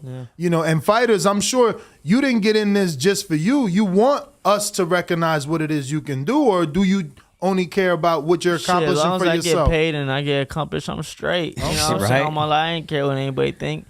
So, hey, that's also funny too, because going into the fight, at the fighter meeting, they asked me, where are you mentally for this fight after that loss? And I kind of I didn't want to laugh at him, but in my head, I kind of laughed at it. I was like, it just shows me, y'all don't really know me like that. Like, from my background, a loss ain't going to do nothing for me. I really come from trauma. You know what I'm saying, as a young kid. And the difference now is I was young dealing with that. Now I'm a grown man dealing with it. You know what I'm saying? That's the big difference. So mentally, I was always prepared, always ready. But you understand the question, though, right? No, yeah. Just because the fact that, I'm saying, they don't really know me. So, of course, they ask that questions and all that because, and of course, as in boxing sense and all that, I get it. And obviously now we see a lot of fighters that, this was going on, that was going on, blah, blah, blah. As far as things outside of the ring, and we see, I think now we see it more often than not. And mental health is a real thing, but regardless, you got in there. So that was a month ago. What are you guys hearing now? Any possible dates? Any possible, anything like that? We're just in the gym working and getting ready for one. Staying sharp, getting sharper, fixing mistakes that we see. And trying to get better as time goes. Pops, you guys started off the year with a win. Ideally, what does the rest of 2022 look like for you guys? I'm thinking June, July. Hopefully something June, July, and then probably again in September. I mean, in the perfect world, Okay. Now there is, for you guys, it's beautiful. I feel like all the big names between 30 and 40, with the exception of Tank, are over at Top Rank right now, or working with Top Rank to some extent. Does that excite you, knowing what the future could hold? You have the Shakurs and now the Devin Haney's, Teals over there, and you get what I'm saying? There's a lot of big names, a lot popping. The Valdez fight is popping off later this month. How excited are you for what's to come? Very. This is pro boxing. This is why I got in here, for the competition, to really test myself. Like I said, how I always was, to confront the test, never to run away from it. So I'm really looking forward to that, man. I can't wait to get myself in there and face people like that. Pops, I'm curious, whose decision was it, or was it a joint decision to move to Las Vegas? Man, I've been wanting to move this kid to Vegas for years, since we bro. Turned pro, he wanted to move for to years Vegas. to get it was him hard out of, for me to move. Yeah, though. because we need that work. You know what I'm saying? Constant sparring. We drive 2 hours back in Northern California just for some sparring, bro. It was 2 hours up, 2 hours back. At least. We do that twice a week, bro. So it was rough. Now here we in Disneyland, man. We sparring everywhere. Dudes here, let's go. Anybody want to spar Little G, hit me up. Absolutely. Just curious, because this fight was just formally announced, and it is at 35 from my understanding. And it's a good fight. It is a good fight. For you. I would like the winner of that fight. Tevin Farmer versus Mickey Bay. Versus Mickey Bay. Crossroads fight. They're doing it in Africa. It's in Ghana. It's crazy. It's crazy. Sprite is promoting it, bro. It's crazy. Sprite hopped on. They're promoting it. They're doing May 21st, right? Yeah, May 21st, stadium fight in Ghana. just because to me though the winner of that, regardless, is a former world champion, and a veteran in the sport, and most importantly a free agent, right? So I'm just curious what your thoughts on that fight are.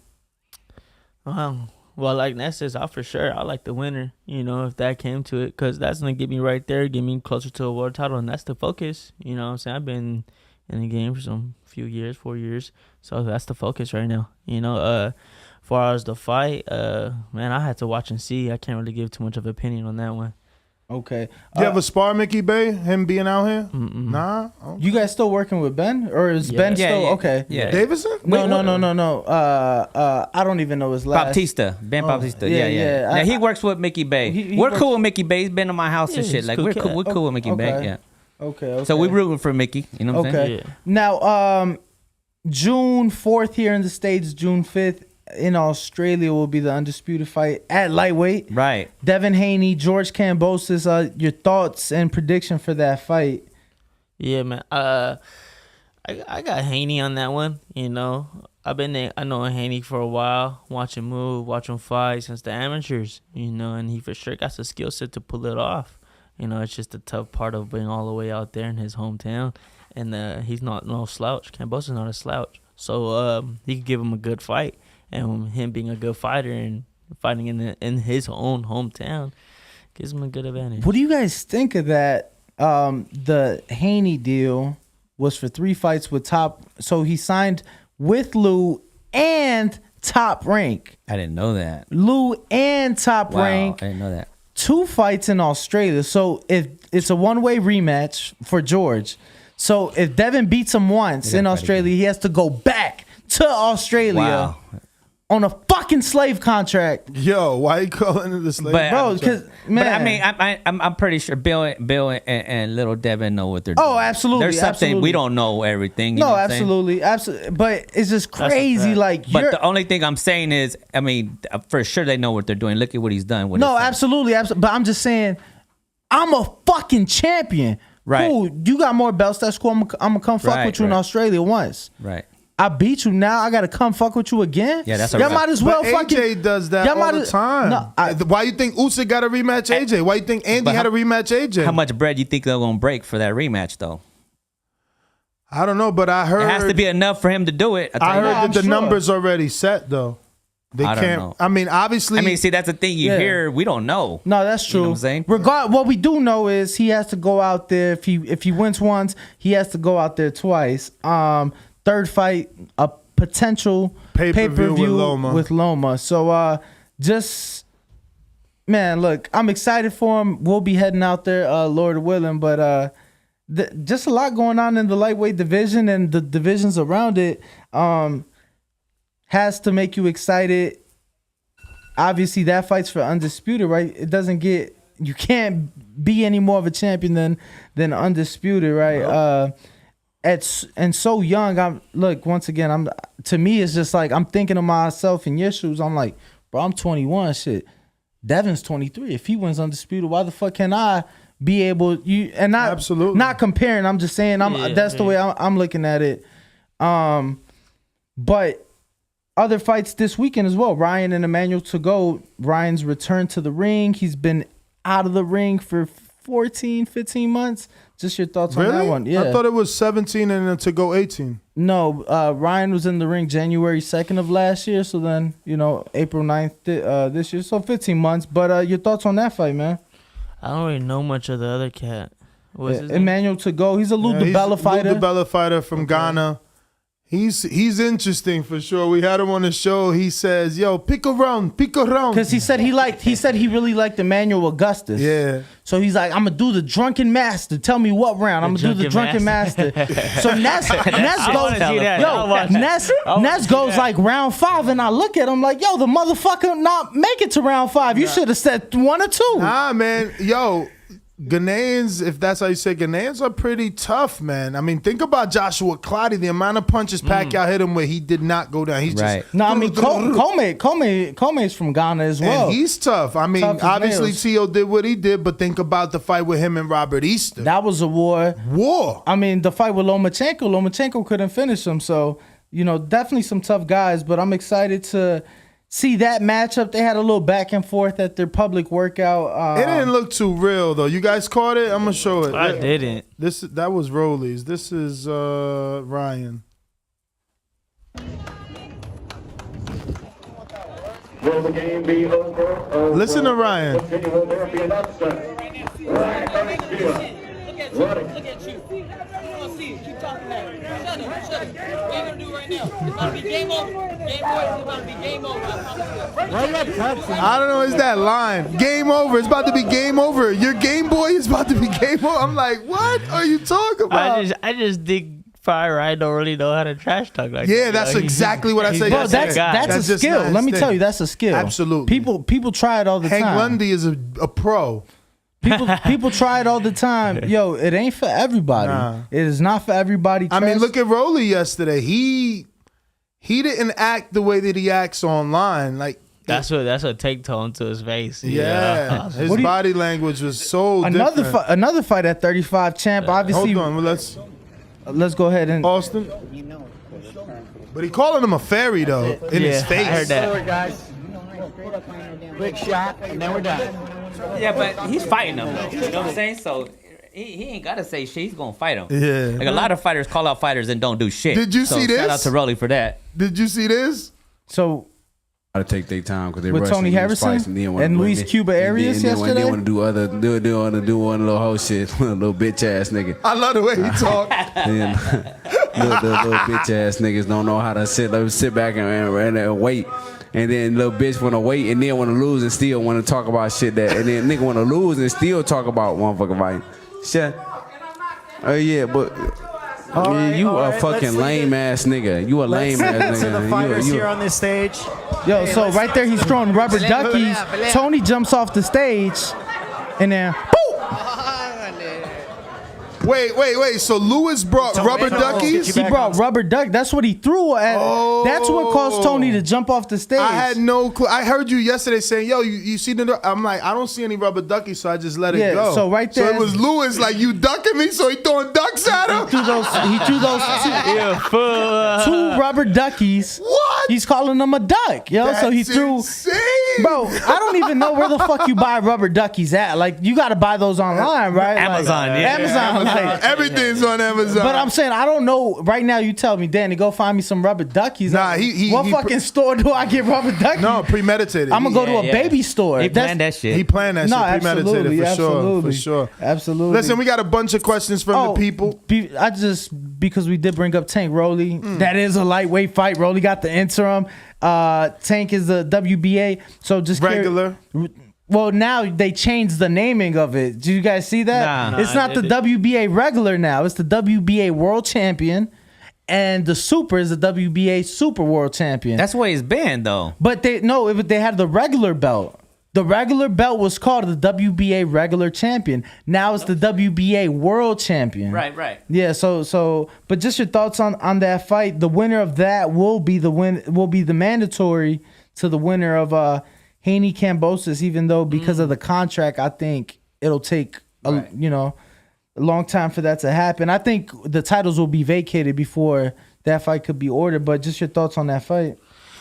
I feel like everybody got the same thoughts. Kind of like Rolly got power, he got that puncher's chance. But Tank is kind of skilled. It's gonna be hard for Rolly to really get his timing, really touch him. And Tank got some power in his hands too. I sparked Tank, so he got some power in his hands too. He could do what he. How many rounds? We did 6.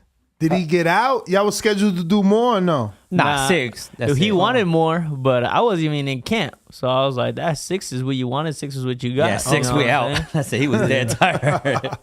No, because we've been interviewing people and they're like, yeah, I sparred Tank, but he got out after 6. I'm like, what? Yeah, we were scheduled to go 10. That don't sound like Tank. Nah, that don't sound like Tank. Tank would make your ass go more. Yeah. And you're right. We have heard that. I was saying, I'm going to keep it a buck right here. I'm going to be like, No. We heard that that the power is real. Everyone that he spars, that we sit down there, they say the power is real. I mean, the proof is the pudding. You know, we ain't really gotta say. You see him lay people knocking out motherfuckers cold. out. Right. You know what I'm saying? You know. But I think if Rolly could take his punch, it'll make the fight very interesting. What do you guys think about Rolly calling himself this generation's? He's this generation's self-proclaimed Roberto Duran. I mean, Rolly could say, that's how he feels. That's how he feels. You know what I'm saying? I mean, I like Rolly. I like him because he called out Tank and he's actually fighting him. You know what I'm saying? So I like Rolly, man. I mean, fighters got to have that confidence. You got to believe what you believe. You know what I'm saying? To be in the ring like that. Would a win over Tank make people believe that he can be this generation's Duran, or is that comparison just too far? I think it would have to take a lot more than just one win over Gervonta Davis, right? People think that he lost.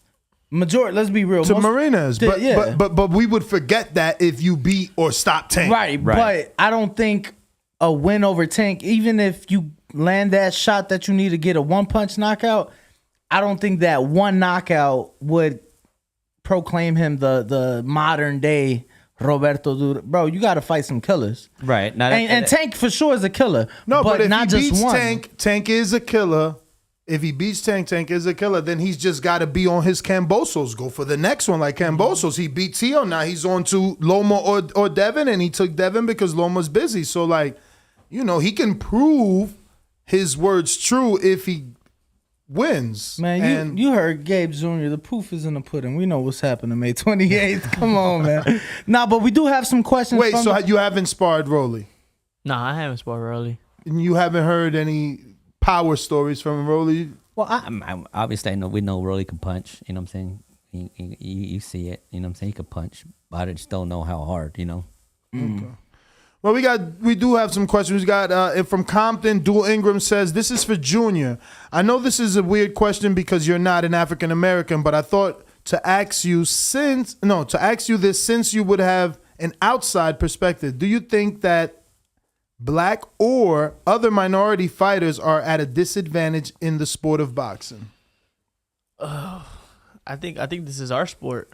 You know what I'm saying? I think this is a Black and Mexican guy sport right here. You know, a lot of people come from the gutter and come here to boxing. It's usually how it happens.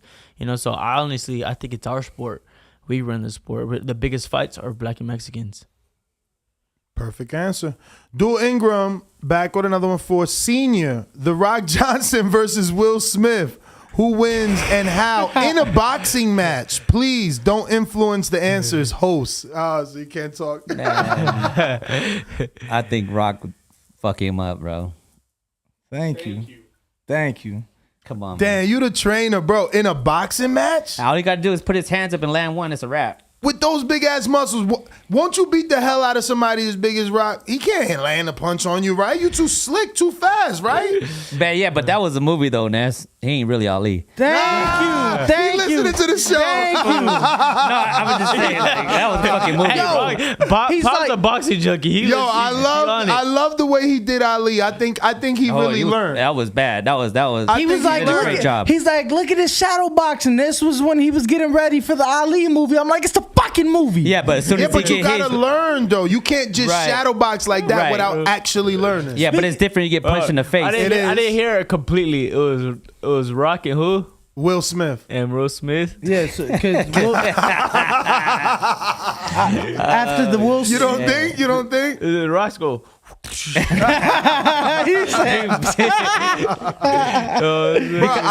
You gotta figure this too. The Rock has been to WE, even though that shit's not real. Choreographed, but he's still getting smacked around and shit. And Will probably ain't never really got smacked around like that. Like, he just does the smacking, huh? Yeah, he just slapping the shit. Man, we got James Valdez in San Antonio, Texas. He says, for Senior, if you had the opportunity to speak to any father trainer, past or present, who would it be and why? If you need help to conjure up the past father trainers, ask the Human Almanac that into the present. So any you want to throw out there?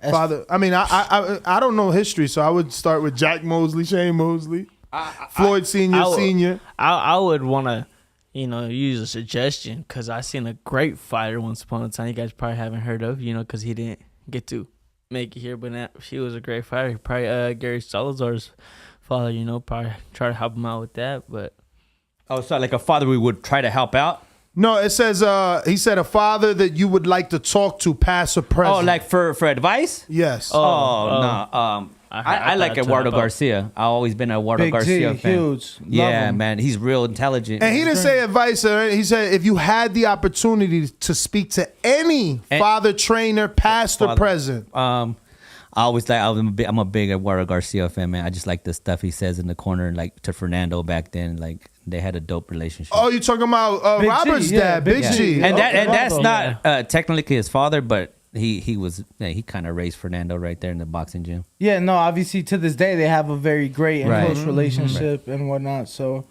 it's funny. Cool. We're actually him in the gym. I always ask him questions when I'm in the gym and I see him. You Fernando?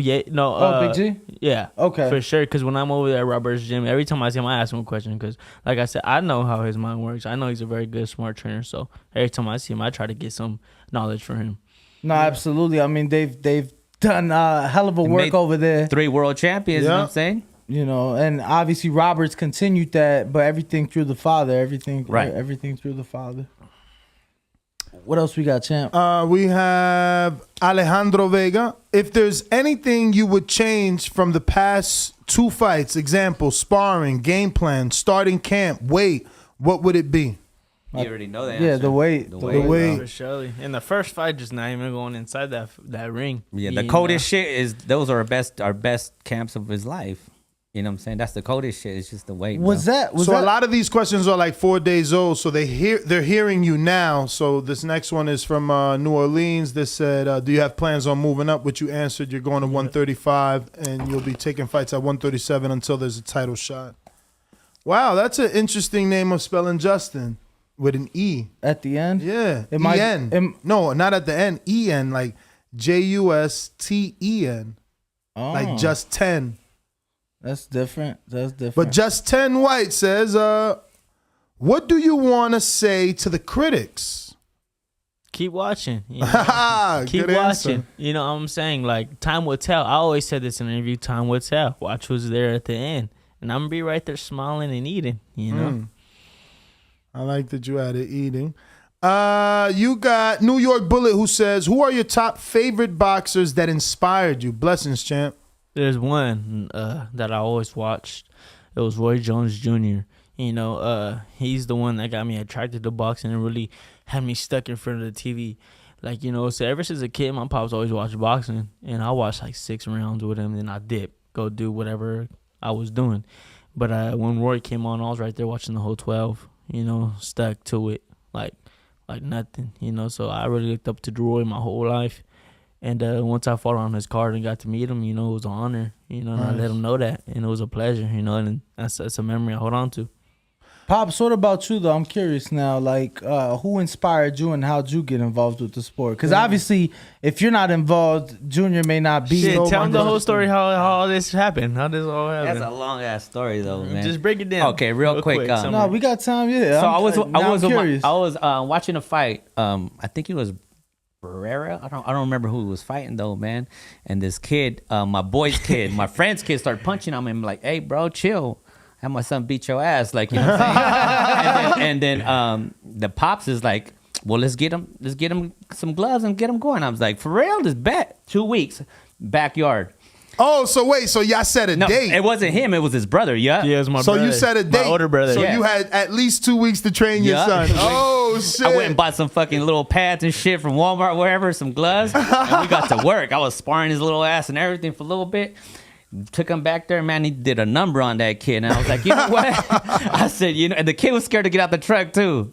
It was funny as shit, but he ended up sparring him in the backyard and did his thing. And I was like, you know what? Driving off, I was like, fuck this. You want to keep doing this? He was like, yep. I said, bet. And that's it. That's how it started, man. So it was your older brother, though. Older brother, Right, yeah. right. And he didn't take it pro? Nah, man. He won national champion. Yeah, he won nationals. Yeah, He was the man. He was raw, but my brother, you know, he had a little more life problems. He had a lot more on his plate than I did. You know, I mean, going with our mom's past and all that. Like I said, he had more stuff on his plate than I did. So it was hard to be focused for him in the gym and all that, you know. And Yeah, for those that don't know, that was interesting to learn, but that isn't the first time that you've trained someone on a high level. You used to have Michaela Mayer, who's fighting this weekend versus Han. Jennifer Han, yep. So, yeah, man, how'd you link up with Michaela Mayer, and what's your thoughts on her as a fighter, obviously, and going into this fight? What are you expecting? Shit, Michaela's a hell of a fighter, man. She's been doing a great job. I loved her last fight. How many fights was she with you? I think 2. Okay. She moved to Sacramento, which is by Stockton. That's where we're at. And we trained her while she was there, and then I guess she broke up with her boyfriend and headed to Colorado. So we and Michaela still talk to this day. She's real cool, man. Like Al Mitchell is like one of the favorite guys. My favorite guys I look up to as a coach, man. He's a raw ass coach, man. Shout out to Al Mitchell. Yeah, Michaela is doing a hell of a job, man. I'm proud of her, man. She's doing real good. What are you expecting this weekend? Knockout. Knockout? Yeah. Bet the knockout. Yeah. I mean, Really? I'm saying that. I'm not saying put your money nowhere. You know what I'm saying? 'Cause I don't want to be- Yeah, but I think Put your money up. Yeah, You know what I'm Michaela saying? gets down, bro. I think she'll get her out of there 8-9 rounds. What do you think between her and Ebony Bridges or Melissa Odessa? I mean, Odessa actually beat Roman before Bridges. right. I think. I mean, I like Ebony Bridges too, but I think Michaela is just bred for this, man. She's a different type of. Look at her movement. Look at her punch selection. You know, she does a lot of And nice. she's a dog. Yeah, She's a dog. Yeah, Well, That's hard to find. And some people get touched and they, you know what I'm saying? And Now, they'll Michaela's for real. They'll still win, you know what I'm saying? But when they get touched, it's a whole different demeanor. Michaela, nah. She's gonna go to that. You She know, with the she's a shit. dog. What Mike Tyson say? Everybody got a plan so they get hit in the fucking mouth. Right. The fight I want to see for Michaela is obviously the Alicia Baumgardner. Michaela by knockout is plus 200. That's good money. That's actually not that good for a knockout though. But that's not bad money. You put 100, you get 2 plus your 100 back. That's not bad. For ASAP for sure. But you know, you rarely get an A side give you plus money. Put $100,000. Nez, quit playing. You got the bet outside. He say put the bet outside. I'm still trying to buy a house, man. Hold on. You bought the vet before you bought the house? Because I got a house in Florida. I'm just out, you know. Craziness. No, you from Stockton on. Listen, no. Listen, I just sold my Jersey house when I moved here. So I had 2 houses. I still got my Florida house. I'm just going to pick up another one here so I don't have to rent. I don't want to rent. Man, I'm going to have to talk to you after the show and see what we can get going in. Oh, you got some houses? No. You flipping? You flipping houses? What we got? Let's do something. You got to get you a house like the champ. They got a nice. No, I can't afford no house like the champ. And you want a beautiful pool. You've been talking about the pool. They got a nice. Come by the house, yeah, shit. Come over, we'll barbecue. So some carne asada. Let's do it. Where you guys are training at? We train at Capatillos. Oh, all right. We haven't been there yet. You haven't been. I'm just saying. That's what I'm saying. I see my man's at Capatillos. No. That's what I'm saying. We together. We haven't been there. We went to Top Rank. Now we went with to the Bones. studio. Yeah. So we're training. We are training at Bones, and we got the green light to train at Top Rank too. So those are the gyms we've been going to more. And then obviously, like with Devin and Shakur in camp. We've been heading there a lot. But y'all are training, like y'all hitting the bag. Yeah. Bro, I'm talking. I hit mitts with y'all, teach y'all a thing. Bro, let me tell you, what was that Tuesday? We're in the gym and I was about to get some shots to Johnny Rice, man. But he's trying to get some heavyweight sparring. No, but one of the trainers in there, Coach Rodney, calls us. He's like, we're almost done. We're almost done with our workout. We're done with our workout. He's like, hey, I got something for y'all. And Devin's walking in. So I'm like, shit, we can't look like no bitches. So Coach Rodney's like, all right, cool. 800 jabs on the heavy bag. Hey, yo, whoa, bro, I'm trying to lose. I threw up like 2-3 times. No shit. No, he literally threw up. He grabbed the can, like, I'm like, that's nasty. And then I'm like, and then I look and Bill's watching me throw up. I'm like, fuck it, I got to get back on the bag. I can't stop over a little throw up.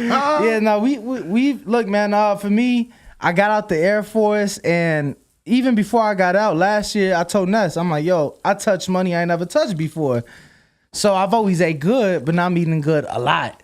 he's bougie. I've always drank, but now we drinking real good. You know, now we living life. You But only live once. You know what I'm saying? Shit. But because you only live once, I'm like, yo, I can't let myself go. I'm 25. We gotta get in shape. We're on camera now. We're in studio. Man. We got cameras on us. So I'm like, yo, we gotta, you know, get in shape. And really, it was the Australia trip. I'm like, yo, Devin's fighting in Australia. I told him, I'm like, yo, let's get in our own camp and let's get ready for Australia. It's June. We got to look good. And then I found out June in Australia is actually winter. Crazy. Hey, but it's not about the training. It's about the eating too. No, definitely. I told him. Yeah. So I mean, but even I've been now, telling him to make those conscious only 30% of it. That's only 30%. Yeah. 70 is the diet. I feel like if you eliminate dairy and sugar, you're pretty good. You know what I mean? Like, because, you know, sodium, we don't have to worry about. I'm a sweater, and you guys are in the gym. So as soon as you start jumping rope, you know, it's not a big deal. It's the sugar. Hey, take advantage. It's about to be summer. No, for sure. No, and then look, the times I have lost weight in the past, everything's been diet. Like, it'll be light working out, but I'm like, yo, the diet alone is doing it. The working out's just helping. You get what I'm saying? It's just adding to it. Yo, I went vegan. And I just had my friend. She's like, "Yo, I went raw vegan. Crazy. You ain't no Mexican. I went raw vegan. No, let me tell you why though. Let me tell you why. It had no, it had nothing to do with. It had Canelo. Canelo just said he's vegan. Did you see that? And Bradley used to go vegan for camp. Canelo. Maybe you could make 130 if you went vegan. Shh. You trying to kill him now, Ness? I'm just saying, listen, Bradley struggled and then he went vegan. I'm saying I went to a house where someone only ate vegan food, and I was starving the whole weekend. So yeah, because they do a lot of tofu. Vegan. Have you guys considered the new hot people? What's the name? Perfecting Athletes. Perfecting Athletes. Are you guys familiar with them? First of all, yeah. Think about Jamel Herring. Yeah. He was 130, moved up to 35. Back down at 130, won a world title, and now he's staying at 130, and he's way older than you. Yeah, but see the difference, and that's after getting with them. The difference though is before we can. I mean, the difference is everybody's different. No, everybody is different, but Jamel is a grown ass man. He's a man who's still growing. You get what I'm saying? Like he's a man, but he's still growing. So it's still a little bit different. But the only reason I went vegan was because of the pandemic. I was in Afghanistan. Right back to that, huh? No. Yo, we meat eaters over here. We don't care. No. I'm just saying. It's tofu. No tofu. Only I was raw vegan. Fruit. Oh, wow. Fruit. So you lost a lot of weight. On a 20-hour fast, I would only eat from 5 to 9 a.m. On a 20-hour fast. Because you was in Afghanistan. Yeah, and that's just what worked best for my schedule. But yeah, bro, I was raw. How vegan. many apples you gotta eat vegan to be full? Still vegan. Only fruit. I was eating fruit, and no, then, he's not still vegan. No, he just had steak the other day. Yeah, fuck no. Hell no. If I was vegan, I would not be looking like this. I would not be looking like so this. I gotta ask you, what's up with you? That's your celebrity crush right there on your shirt. I like her, but who is that? Ashanti? No, this is her. This is her. Oh, her. Yeah, but no, my celebrity crush, Lori Harvey, Steve Harvey's daughter, fire. Okay. Future did her coat on that little. That's the only problem, bro. It's like she been around the block a couple times. She ain't been to your block. She ain't been to my block. she ain't been to my block. You damn right. You damn right. Hey, J-Lo, my celebrity crush is she got married like 5 times. She's like 60. Champ, bro. I love J-Lo. Out of all the women out there, I'm with you. No, I hear you. I'm with him. Yo, even in that age, she's still bad as hell. Hey, bad. An older woman make my hair stand up. You know what I'm saying? you ever had you an older woman, Champ? Hold on, let me tell you a story. So we got the arcade upstairs, right? Yeah. And I like play Super Mario and shit and all that shit. And I was watching this girl he was with, and she was playing the game and shit. She knew all the fucking cheat codes and everything to Super Mario. I was like, hey, hold the fuck on, how old are you? Like 38 and shit. I was like, God damn, she knew all the fucking how to get to the next level faster and shit. I was like, you gotta be up there in age and shit to be doing that shit. No, hey, really quick, let me tell you, I was dealing with a 42-year-old recently, right? Right. And yo, shit was great. I loved it. Shit was dope. And then she told me we had plans. I don't even remember for what, but she's like, yo, my brother's in town. He surprised me. I didn't know she had to cancel. So I'm from Chicago. I always, not today, but I always wear White Sox hats. I'm a hat guy regardless. And she's like, "Oh, is that your team?" I'm like, "Yeah." She's like, "Yeah, my brother who's in town, he played for him." Yo, I used to have posters of her brother No shit. on my wall when I was a little kid because that's when he was part of our World Series team. I'm like, "Oh," and I never told her because I'm like, I really used to have posters of your brother in my room when I was a little kid. Now I'm kneeling his sister. You're terrible. Moving on up, huh? Oh, That's man. a good story. That's a good one. Man, life is great. Life is great. Oh man, but we got any more questions from the people? Yes, Let's we get got to it. Brandon in Houston. Let me see.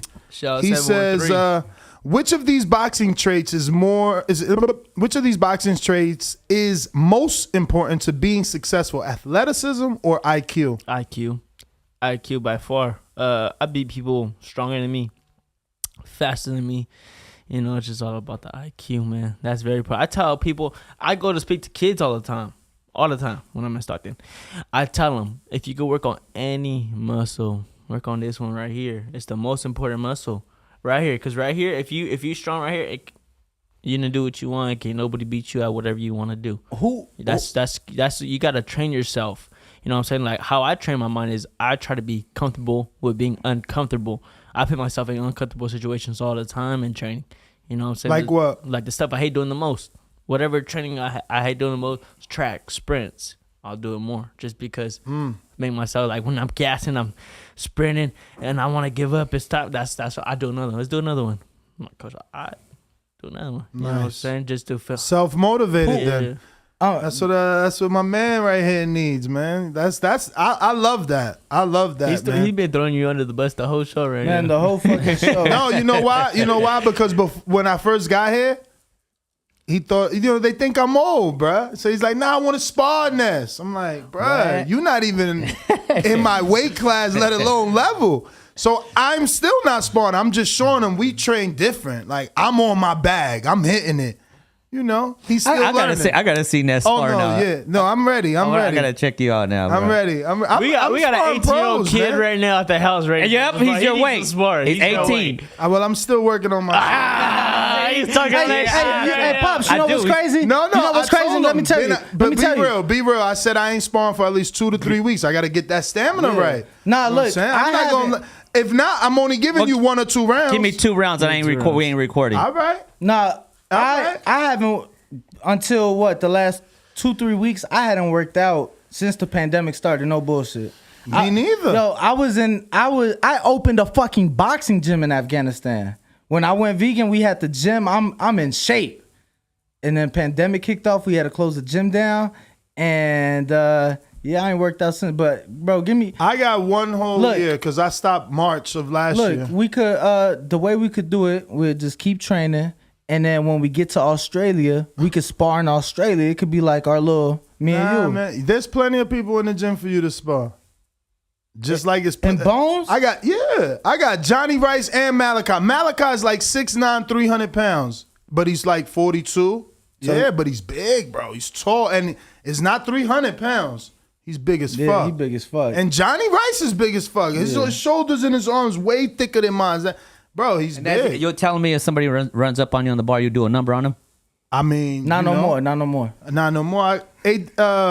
I don't know, like why not no more? They say you're not old like that. Last year, I would have had a perfect year, bro. Honestly, Hey, you know. remember when I socked that fool at Man? Yeah, but you got lucky. See, like I had got into some shit and I smacked somebody. I went to jail. I missed Christmas, New Year. I'm like, fuck it. I'm too old for this. I'm not. Cause that's not my first time either, Gabe. Like I got like 7 convictions for fighting in the street. And I'm the big black man, so they always gonna come arrest me. They always gonna come arrest me first. If me and you get into a fight, I'm in cuffs. You light skinned though. You might get away with it. Tell the cops that. They put me in cuffs right away. Oh, you big and black. It's like, what the fuck? That's fucking bullshit. I swear to God. Yo, I was in Fort Myers. I lost my car keys. My fucking car is in the long-term parking. So the lady's trying to give me a pass because this at the airport. This at the airport. We've already checked all the lost and found. They need to send me past TSA. You can't get past TSA without a ticket. I'm trying to get this woman to escort me. Someone comes in behind me in a rush. I'm already mad, and he's insinuating on fucking getting past me, and I just flipped out, and that shit is all on video because I'm in the fucking airport, and I'm just like, I miss Christmas, New Year's. I got blisters on my feet because in the county, they don't let you wear your fucking sneakers. They got me in chancletas with no socks. You know what I'm saying? And it's just like, I can't do this no more. I can't be back in this bitch again, especially at this age. And I still got in some shit in there because these little niggas think oops, I'm supposed to stop saying. But, you know, these little dudes think, you know, that I don't know. People crazy. I'm just not like, I'm from the East Coast, man. I like, you know, I love confrontation. Yeah, I love that shit. See, look, I'm not like that though. I'm cool as shit. That dude was starting some shit. You know that shit was crazy. I forgot all about that. I couldn't. My shoulder was fucked up for like 6 weeks. One thing about my pops, it's the apple doesn't fall far from the tree because you can tell that you're a fighter because of your father. Like, I don't even know what happened, but you reacted so fast. Pops is a hothead. So check this out. Right when Pops landed that shit and he went like that, I thought Pops was gonna go over the railing and start stopping his ass out or something because Pops he see ready, he don't stop. I know my Pops. Your father was. I was like, wow, this guy caught him on a good day. Then he didn't even get in trouble. All the security came. They kicked food out. About a year. Yo, I didn't do nothing. Yeah, he didn't. Yo, his shirt ripped. They trying to fix his shirt for him. It's like, because that was and after, that shit was in the MGM, right? No, man, that was after Haney Linares. Yeah. And I remember I walked over to the bar and you guys were there and shit, and I said, "What's up?" And then shit, I'm like, I'm going to Devin's after party. I'm getting in my car. He called me. Yeah, man, seen you just put somebody to sleep. I'm like, damn. I'm like, what happened? I can't believe I don't even know. Hey, but my shoulder was hurt for like 6 weeks, bro. Off that? Yeah, that shit was so funny. He was walking around the whole casino with a ripped shirt. I looked like the ultimate 5 more hours. We did not leave. He didn't care that shit was ripped. We're there for like 5 more hours. I'm like, damn, let's get him. Bro, it's true. After that shit, we had hella drinks after the fight. He didn't care how his shit looked. Fucked up. He said he was looking like Ultimate Warrior. And Ness is referring to himself. He's not referring to Junior. Me and the father. No drinks. Me and the father. Yeah. Actually, me and the father and Brianna.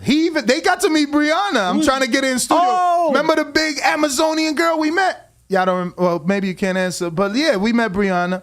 You know, and it was a great time. Yeah, we got real quick. We got Oscar with the super chat. He says, "Lil G on some David Goggins mentality with the fire emoji." Do you know who David Goggins is? I don't. Okay, David Goggins is one of Danny's favorite. Because you get really passionate when you talk about. I like David. Yeah, Goggins. I think I like what he stands for, and I like him as a person. But he was a guy who was fat as fuck, fatter than me. And oh, really? Yeah, he was really fat, and he just got tired of. No, I didn't mean it like that. I'm just saying. Yo, he sounded like damn. Yo, you know I ain't mean it like. Don't let them soup you out. Nah. I get shit. He sounded like, you see that Kevin Hart video where he's like, damn. But anyway, he just locked in, lost all this weight, became a Navy SEAL. And, oh wow! Yo, the mother, like, he does this thing. He calls it 48 and 48. So he runs 48 miles in 48 hours. Is that what? That broke his toe and he kept running. Okay, I know who he is. I just didn't know the name. Bald. I know who he is. Light skinned guy. I just didn't know the name. Broke his toe. What? Running a marathon? No, he broke something in his, and he just kept running for miles. Like, cause he was in a marathon and he wasn't done. He's like, yo, I'm not stopping. Just be. He's like, everything's in your head. He's like, that shit. And he talks about, he has an amazing story. He's been on Joe Rogan. He actually, Top Rank brought him out for one of the bubble fights, and that's where I met him. Really? Yeah, actually Crawford Khan was in the MGM bubble, and I was there for that one, and we were both like in the same, they had the COVID room and so you got to get tested and shit. So that's where I met him. But when he said the David Goggins mentality, it's like, ain't shit stopping me. Yeah. We're going to keep going, badass, so that's definitely a compliment. That's the shit I be on. No, now I know who he is. The name didn't click, but I be trying to do his workouts. He does a little workouts on YouTube. He be doing this shit. I be trying like to do what? That shit is hard. Anaerobic? Just like some push-up shit. But calisthenics. But you got to stay there for a certain amount of time. Oh. That shit is crazy.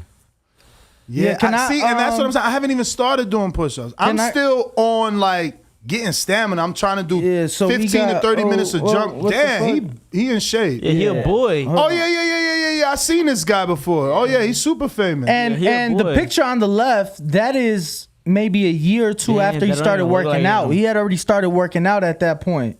But yo, I want to say he's in his 40s, maybe even early 50s. Yo, the dude. Bro, I haven't seen a six-pack since forever, bro. I got down all the way to 217 in 2017 and still ain't see a six-pack.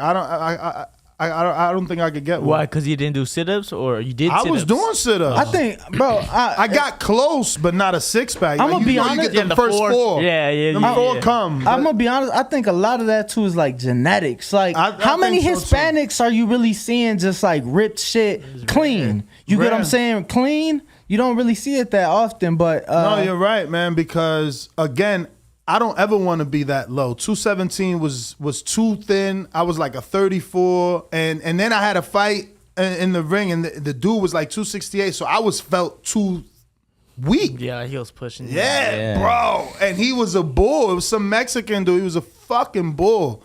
So yeah, it's too light. 216, 217.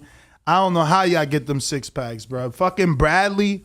His shits look like knuckles on there. Yeah, it's crazy. But it's genetics though. And Floyd too. Yeah, I agree with that. I agree with that. I remember when we were amateurs. I went to New York. I was sparring in New York. I was sparring Shushu, B-Hop. Right, a few of them, I forget their names, and Chris Colbert, because Shushu used to be in Chris Colbert's gym. Yeah, and they all right there flex. Yeah, well, Sosa, that's my man's right there. Yeah, Shout I out love. Sosa. We were just talking about him. Yeah. We'll bring it up after you. But he was right there flexing for the picture, and then we're like, "Damn, you be doing shit." He's like, "Man, I haven't done one sit in my life." I was like, "Damn, you blessed." And then little G's in the picture looking like Baby Bull Diaz. Yo, and that's right, Juan Diaz. Yo, and he had stamina, so he worked out. Hell yeah. And no six pack, bro. It's I don't know. It's not Look easy. at your boy Tyson Fury. He actually likes his weight though. He wants to gain more weight for this Dillian White fight. He was saying, it's crazy. No, but it is crazy because regardless of his physique, he told us exactly what he was gonna do. Yeah, and he did it. That was shocking. I'm like, yo, he ain't stopping. Get the fuck out of here. You gonna outbox Wilder maybe. You ain't stopping Wilder. Yeah, he shocked us. For sure. Wilder's shocking me. I can't believe he's not coming back, bro. Like, this is crazy. I mean, it don't sound like it. No rumors, and the last thing he dropping said R&B tracks. Yeah, you ain't hear? What? Yeah, play that Deontay Wilder. Shit. No shit. This is we didn't even go the AB route. We kind of gave Put it a name on it. This is a bit of remix. This is our remix because he didn't have it sounding like this, so we sent it to our own producer to mix and master. Bomb Squad! So that beat is Wilder's beat. This is him singing. We just spiced it up. Right here. All I need is one you. What the fuck? Yo, look at Lil G's eyebrows right away. He was like, what? I like it. Damn, my boy Fury did a number on him. Champ, he said, all I need is one hit. Overdose on you, baby. Yeah, bro. Listen, if she bad enough, you will overdose. You know Man, that. Wilder could still win some fights though, man. There's a lot of money I for love him to him be, versus to be Andy Ruiz. Him versus Andy Ruiz. I'll pay pay-per-view. Him versus AJ. I'll pay pay-per-view. Him against Randy Ruiz would be a perfect one right there. If AJ loses again to Usyk, that's the fight I want. I want him and AJ because for years that was the fight to be made. Right. Yo, that's right. Canelo got a ripped six-pack. But you know that Canelo's probably mixed because of the red hair, right? He's probably mixed somewhere down his family. There's Mexicans like that, man. Yo, red hair, blue eyes. Especially in Jalisco, bro. You'll go out there, blonde hair, blue eyes, gorgeous women. You trip out. Yo, it's some fire out there for sure. And it's funny enough too because people talk about the red hair and the freckles and shit. Bro, it's black people in Jalisco. There is black Mexicans in Jalisco for sure.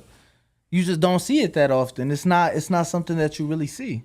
You know, but Canelo, he said he's vegan this camp.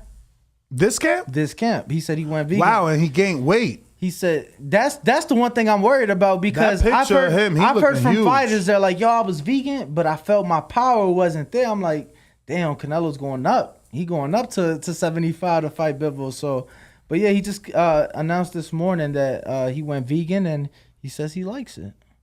He says he likes it. But you got more questions before? No, those are all the we questions. wrap I'm just up? trying to find that Canelo, those 2 shots of him looking huge going around, but I don't see it.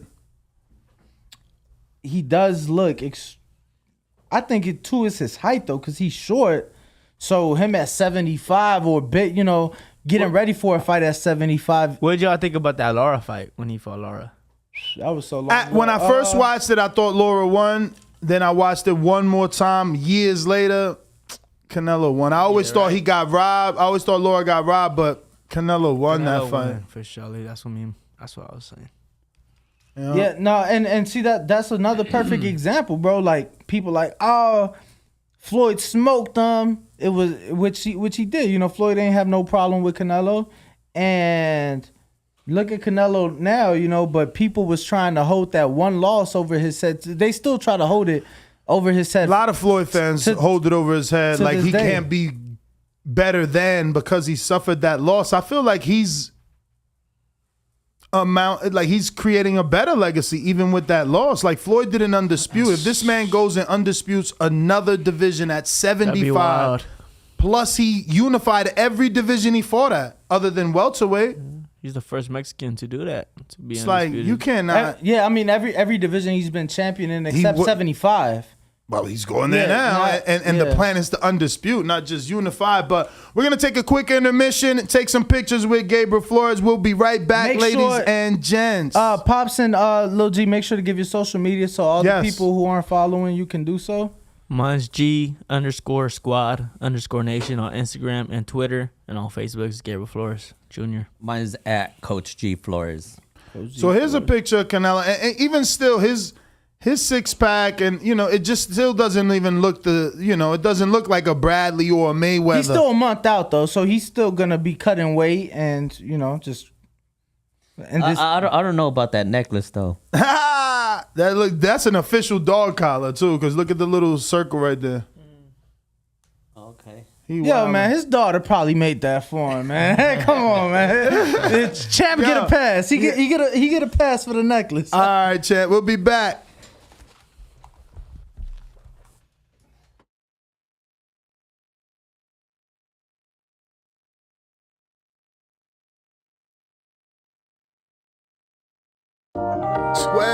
Years. I never expected it to turn out like this. TheBoxingVoice.com. Shout out to the community, man. I appreciate y'all. What's happening, people?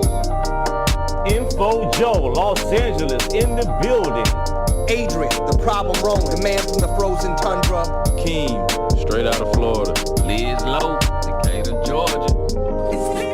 You already know what it is. It's the Queen, Martha K, Detroit, stand up. David Maldonado, New York City. Yo, Nuts, don't cut me off, man. Don't cut me off. King Amin of Essex, catch me for them championship rounds. Big Super Mac, Plainview, Texas. Davidian in Buffalo. God bless you all.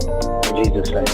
Without Chad, it ain't nothing. Without the callers, it ain't nothing, man. Bad Girl, TKO, San Diego, California. Big Fish Vega, Palm Beach, Florida. Tree, the Incredible, straight out the ATL.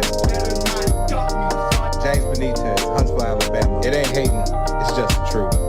Show Kid, Mount Vernon, New York, suckers. SDS Promotions. Coach Mide from London, UK. Checking in from Tennessee, it's Lethal James, P-A-Y-N-E. It's lethal. Line 6 Reed, just spreading that boots gospel. From Bama, only in America. Well, I'm a true attestation to the American dream. King Born, Crown Heights, Brooklyn. You heard? 4 chicken wings and french fries, breakfast of champions. Let's get to it. JT, New Orleans, Louisiana. Stuff like that. Yo, TVB, this Coach J-Mac. New Orleans, Louisiana, 504, baby.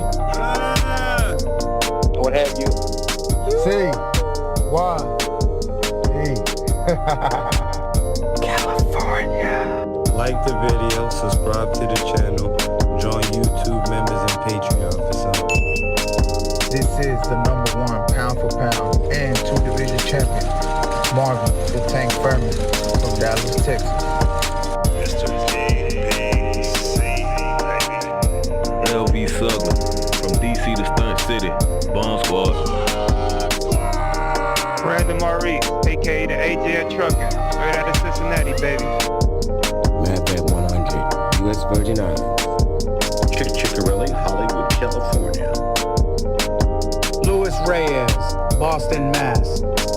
that SDS shit, This son. message was brought to you by SDS Promotions. The voice of the people. There is no equal. You can add Nestor Gibbs on Skype to be part of the conversation. TheBoxingVoice.com. As I always say, please make sure you push the thumbs up. Share this in every episode of the Boxing Voice podcast. This is TBV for life. If you ain't on Patreon, that's because you're stupid.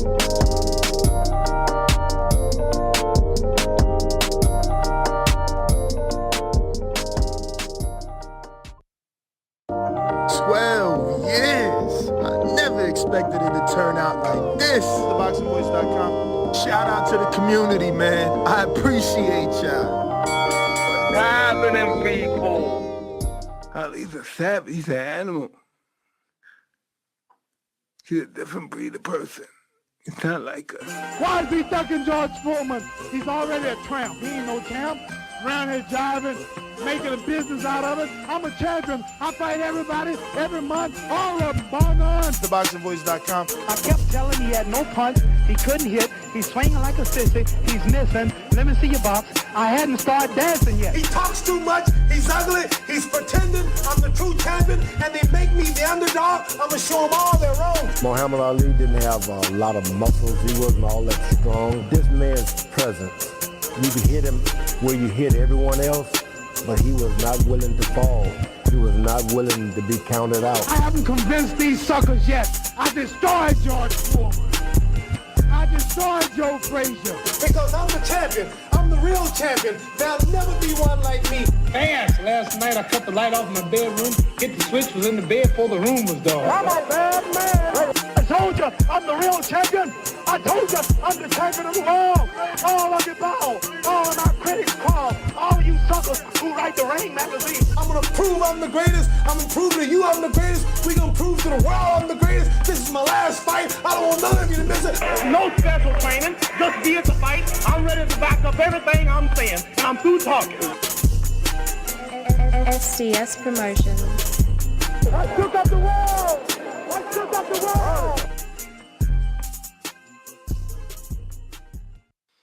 He's a savage. He's an animal. He's a different breed of person. He's not like us. Why is he ducking George Foreman? He's already a tramp. He ain't no champ. Around here jiving, making a business out of it. I'm a champion. I fight everybody, every month, all of them, bar none. TheBoxingVoice.com. I kept telling him he had no punch. He couldn't hit. He's swinging like a sissy. He's missing. Let me see your box. I hadn't started dancing yet. He talks too much. He's ugly. He's pretending. I'm the true champion, and they make me the underdog. I'm gonna show them all they're wrong. Muhammad Ali didn't have a lot of muscles. He wasn't all that strong. This man's presence, you could hit him where you hit everyone else, but he was not willing to fall. He was not willing to be counted out. I haven't convinced these suckers yet. I destroyed George Foreman. I destroyed Joe Frazier. Because I'm the champion. I'm the real champion. There'll never be one like me. Fast. Last night I cut the light off in my bedroom, hit the switch, was in the bed before the room was dark. I'm a bad man. I told you I'm the real champion. I told you I'm the champion of the world. All of you bow. All of my critics call. All of you suckers who write the Ring magazine. I'm gonna prove I'm the greatest. I'm gonna prove to you I'm the greatest. We gonna prove to the world I'm the greatest. This is my last fight. I don't want none of you to miss it. No special training. Just be at the fight. I'm ready to back up everything I'm saying. And I'm through talking. SDS Promotions. I shook up the world. I shook up the world. He's a savage. He's an animal. He's a different breed of person. He's not like us. Why is he ducking George Foreman? He's already a tramp. He ain't no champ. Around here jiving, making a business out of it. I'm a champion. I fight everybody, every month, all of them, bar none. TheBoxingVoice.com. I kept telling him he had no punch. He couldn't hit. He's swinging like a sissy. He's missing. Let me see your box. I hadn't started dancing yet. He talks too much. He's ugly. He's pretending. I'm the true champion, and they make me the underdog. I'm gonna show them all they're wrong. Muhammad Ali didn't have a lot of muscles. He wasn't all that strong. This man's presence, you could hit him where you hit everyone else, but he was not willing to fall. He was not willing to be counted out. I haven't convinced these suckers yet. I destroyed George Foreman. I destroyed Destroy Joe Frazier. Because I'm the champion. I'm the real champion. There'll never be one like me. Fast. Last night I cut the light off in my bedroom, hit the switch, was in the bed before the room was dark. Majimbe, que lo que? Talk to me, my friend. Talk to me. You good, you good. Talk to me, Majimbe, on Discord. Majimbe, Majimbe, Majimbe. What up? Not much, brother. What was the topic? I forgot. My bad. We talking AJ and Usyk. Okay, so I am going to have to disagree with a ring walk because I picked Usyk the first fight, but remember he had 6 months training camp, half a year to get ready for this man. With everything that's happening, I don't think he's going to have enough time to truly prepare the way he needs to prepare to fight any true heavyweight in the heavyweight division. I just don't think the time frame is there for him, man. And mentally as well. For Usyk? Yeah, for Usyk. Yep. I'm actually gonna lean, and that's my guy. That's my guy. And I'm gonna lean with AJ on this one. Again, man, it's just mentally, is he there? Time frame, I don't think he has it. With a boxer, he needs that timing, and I don't think he's gonna have enough, a large enough training camp to get it done like last time. 6 months, man. 6 months to beat AJ. He doesn't have that this time. But real quick, man, I have a friend of mine that says that the U.S. is the home of the casual boxing fan. Pretty much. And he's right, bro. He is. Right. On Twitter, everybody's talking about Triple G. I mean, they talking about this fight like it's a huge fight. People saying on there that, man, there's some people that shouldn't get old. Bro, the casuals love Triple G. Well, it's true. I mean, Triple G, he's a warrior. Triple G brings you a certain type of fight. So I would say the same thing. I wish he wouldn't get old, but I know that that's unrealistic. So I don't say it. But I mean, if we're giving admiration, yeah, I don't want Triple G to leave. I want to turn back the hands of time, make him 34, 33, let him still fight Charlo, let him still get the Andre fight. You know what I mean? Fucking Hoodie looking crazy on camera today, bro. It's fucking me up. But yeah. So yeah, dude, that's pretty much it, man. I just want to say shout out to me, your hardcore's favorite hardcore. Great show, guys. Shout out to you. I want to go ahead and ring the alarm. We got 2 Patreons signed up yesterday. We want to show their love. Shout out to Aaron Thompson. And I'm going to drop a bomb for the $15 Patreon. Robert, what's up? It looks like Laura Lade, but I'm killing your name, bro. We're going to go with Rob. What up, Rob? And looks like we got someone on Blog Talk Radio. Who's this? 510. Who is 510? I don't know. Well, let me go to my trusty phone number list.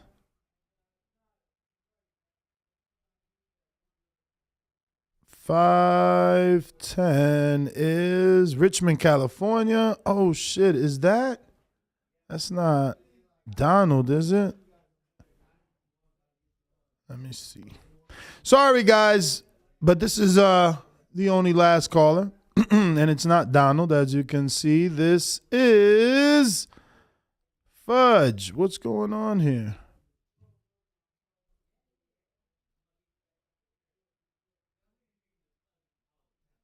All right. Johnny in Oakland. What up? You in the Bay Area? Yes, sir. Yes, sir. Coming straight out of Oakland, California. This is Jonathan Lambarena in the chat. Oh, shout out, Jonathan. Thank you for participating and super chatting and calling in, fans. We appreciate it. Okay, good. Good morning. It's a beautiful day. It's hot in the Bay.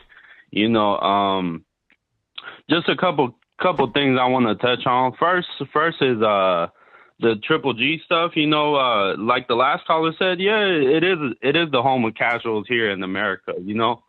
I was just seeing that a lot of channels on YouTube, they're kind of poking fun at Triple G. Oh, Triple G looks gaunt. He's wasted. He's too old. Like, why are we even caring about this?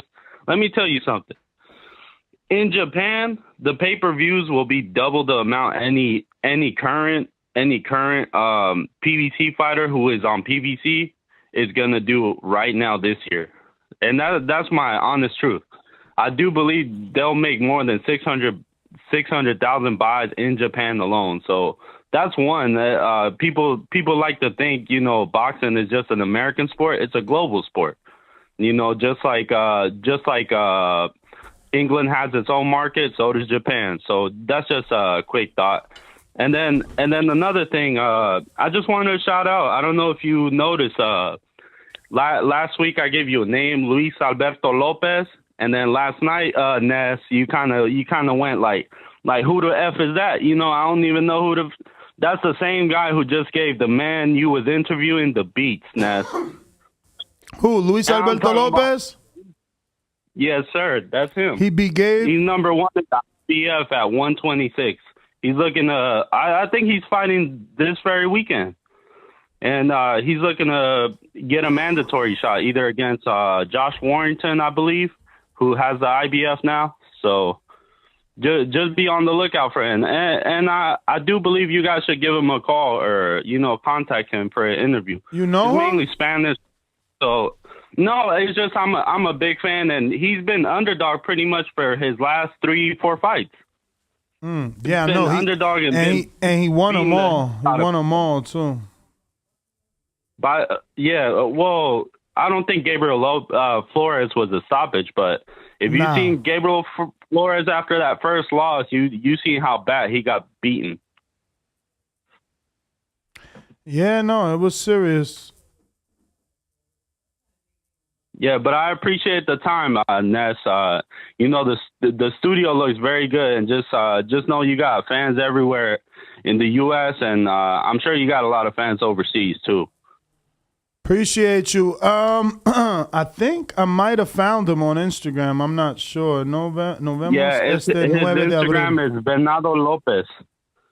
Oh, Venado Lopez. Look, you guys should check out his last fight against Isaac Lowe. Yeah, Isaac no, I Lowe, seen the that. guy who's fighting. I seen that.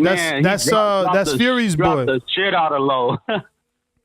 But tag me, please. Tag me in his Instagram so I get the right one. Looks like we got some super chats. That was actually Jonathan Lambarena, and he said, Ness, you said, who the fuck is Luis Alberto Lopez yesterday? I super chatted you before that. Number one challenger, 126, who gave the beats. Fire emoji. Looks like we got Oscar that says, Lil G. Oh, no, we said that. Rodnell, we said that, where he said Canelo going vegan for Bivol.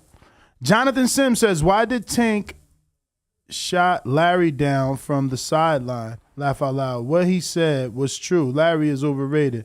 His fighters get 0 KOs for real. You talking about Coach Larry way overrated? Damn, you about to have CYP coming at you.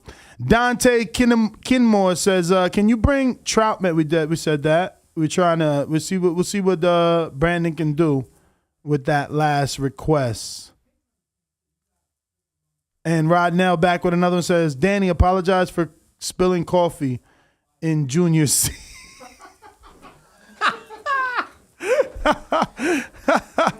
You guys are so mean, bro. Shout out to Dual Ingram that sent his money for a hat. Let me put on my hat. Take off my glasses. I don't like two accessories at once. No, I've never been a dude that wears hats and glasses. Shit look crazy. But shout out to the hat. You know what I'm saying? Dual Ingram sent his $25 for a hat and a $10 Cash App just to remind us that he sent $10 for the hat. So shout out to you for the love and support. If you want a hat, we still got a couple dozen left. Make sure you send a $25 Cash App with your full name and mailing address. What you put on that Cash App is what we will ship out. You know, you don't get your hat, that's on you. But that is everybody. Who's that? Big Fish? Which one? Big Fish Hammer Time Vega. Oh, that's Hammer Time. So this is the same one. Okay. What up? Let the little fish go so that we can catch the big fish later. I'm the big dog at the welterweight division. WBC and IBF welterweight champion of the world. At the end of the day, I'm a way better fighter than Terrence Crawford. TheBoxingVoice.com. Me and Terrence Crawford on this side of the street. We cleaning our side of the street, then we coming after Crawford. 60-40 or 7-30, whatever we give them. Say something else. Say something else. Big Fish Vega. Big Fish Mafia. It ain't a movement, it's a lifestyle. SDS Promotions.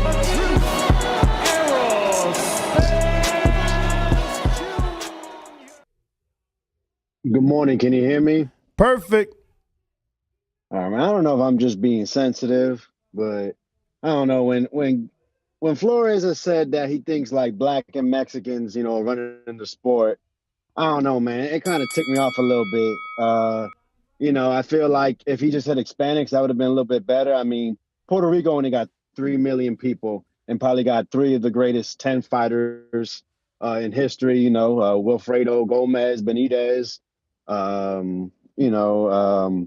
don't know, man. I just didn't really like that comment. It ain't sitting well. But y'all got a rivalry, man. You Puerto Rican, he's Mexican. Y'all got a rivalry. It ain't supposed to sit well. He ain't supposed to say Puerto Rico. Yeah, I guess, man. I mean, like I said, it'd been more accurate if you said Hispanics. They got 130 million people, and we got 3 of the greatest 10. But I wish. But that was a long time ago. Currently, Mexicans are dominating Puerto Ricans. Oh, thank you so much for that. It's going to change very soon. Yeah, man, I hope he has more success at 135. He looked very, like he doesn't have a gas tank at all at 130. 135 got bigger punchers. So now you taking shots because he ain't include Puerto Rico? I mean, take it how you want. I'm just speaking my mind. It could be interpreted however it'd like to be. I know he was a top amateur. This is the pros. I felt like he lost his last fight, even before these comments. And 135, man, to deep waters. I wish him well, man. Appreciate y'all. Foxy Brown with the super chat says, "What's up, guys? What's up to you? Appreciate you rocking out with us." Looks like we got Oscar San Antonio, sanitation worker. Stand up. What's up, man? What's up? Let me turn on my AC. What's up, man? What's up, Danny? What up? That was a good interview, man. Senior and junior sound like they're really down to earth. That's pretty cool, man. Nah, they are, bro. I hung out with them at Mandalay Bay. They're pretty chill. That's cool, bro. That's cool, man. To meet someone like that, because normally a lot of people ain't like that. Yeah, I got AJ in the rematch, but I got 60-40 split. And about that Gennady, yeah, man, you ain't lying, man. My supervisor thinks Gennady's Superman. He thinks he's gonna do something. I said, bro, did you see him? He looked like a Abuelito coming out of a retirement home, bro, dressed in Asics, and Murata was all dressed up, looking, flashy. And I don't know, man. I just didn't get what Triple G was wearing. Did you see it? What he was wearing? It was like a sweater with some khakis and some Asics on, bro. But that's my call, man. Shout out to all my sanitation workers out there cleaning up for it. All right. Let me go to who's next over there. We got LV Slugger. LV Slugger. Only time y'all see me in Rays is when I turn into the Bronze Mama.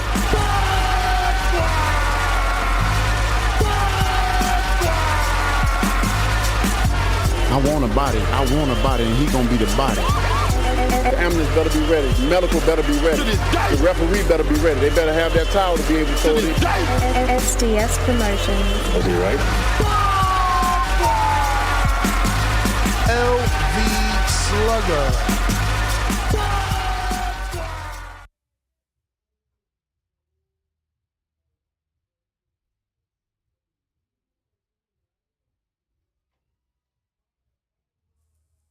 LV, you there? I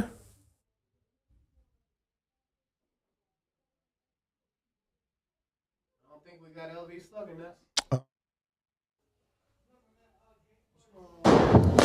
That's it. Hey, Pop. I need you to forgive me. I know I promised I wouldn't box anymore, but I wish you were here, Pop. Double jab right. That's it. Oh, that's Barry Hunter. Passes come back. So it's probably hard for you guys to pay attention or, focus on what it is I was trying to show you, but that is Sean Porter's movie reel on TikTok. You could go check it out on the Porter Way Podcast TikTok. And, he is, spreading his wings and trying to show his acting chops. And that was a clip of a movie that is coming out. James Payne is my name, partner, how about you? Standing on my property and I'm gonna see about you. If I come out on my porch, I see you chilling in your wheel.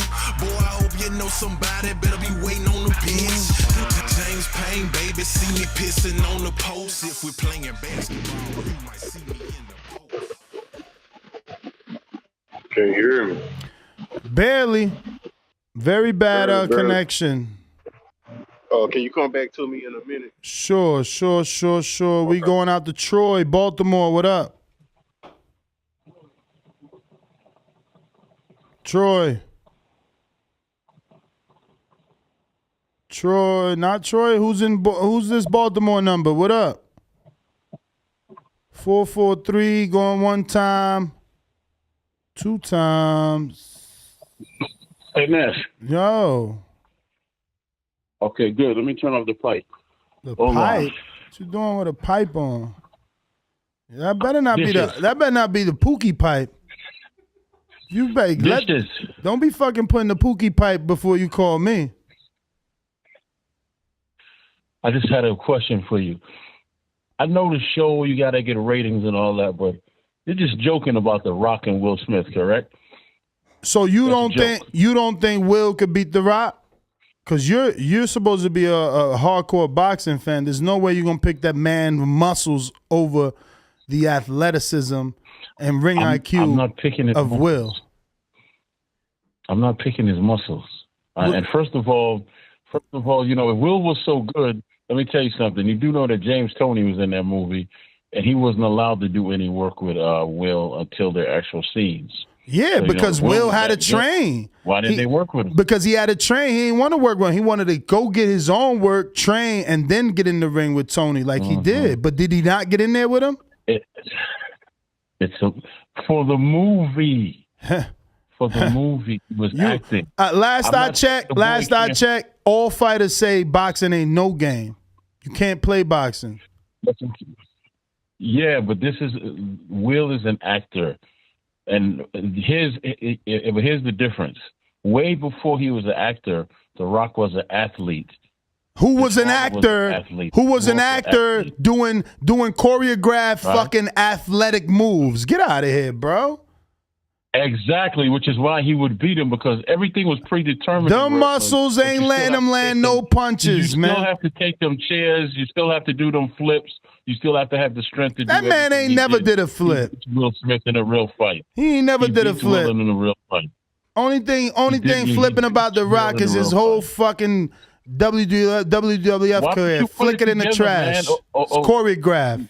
Okay, fake. Stop with the lip service and make some calls and see if you can put it together, because all this is lip service. Hey man, listen, they got the odds on my bookie, which means it's a possibility.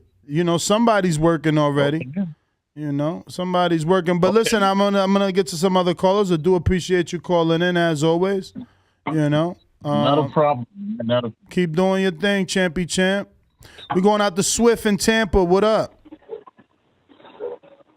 What's good, fellas? Mic check. 1 2 1 2. We're a great interview, man. I ain't never really know too much about Gabriel Flores, but I'm a fan now. This dude seems real cool, laid back on his game. Definitely a fan now. I'm gonna really check out the next couple of his fights. And I got a question, man, because this shit ain't sitting right with me, man. Y'all know I love Mr. Floyd Mayweather, man, right? Yeah. But I love Tank too. So what's up with my man TBE shitting on Tank with the press conference same day? I don't know, Like, man. how y'all feel about that, really, man? I mean, I feel like Tank, jealous motherfucker, man. That shit wild as fuck. And I know y'all like how my man Pump rolling. Yeah, I was feeling that. Word, yeah, man. But like I say, that thing ain't sitting right with me, man. He TBE, man. He ain't had to do that. He's still at undisputed fight dates and press conference dates, man. There's something going on with Floyd, man. Now, I need to holler at him real quick, man. Holler at our man for me, dog. All That's right. my call. Ryan, so put down there so we could get those mic bites because I got another person here saying we need to get the mic bites for the 420 show. And that's on Patreon. The last one was on YouTube, members.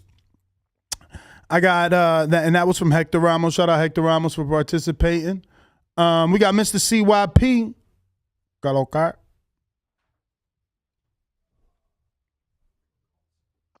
Yo.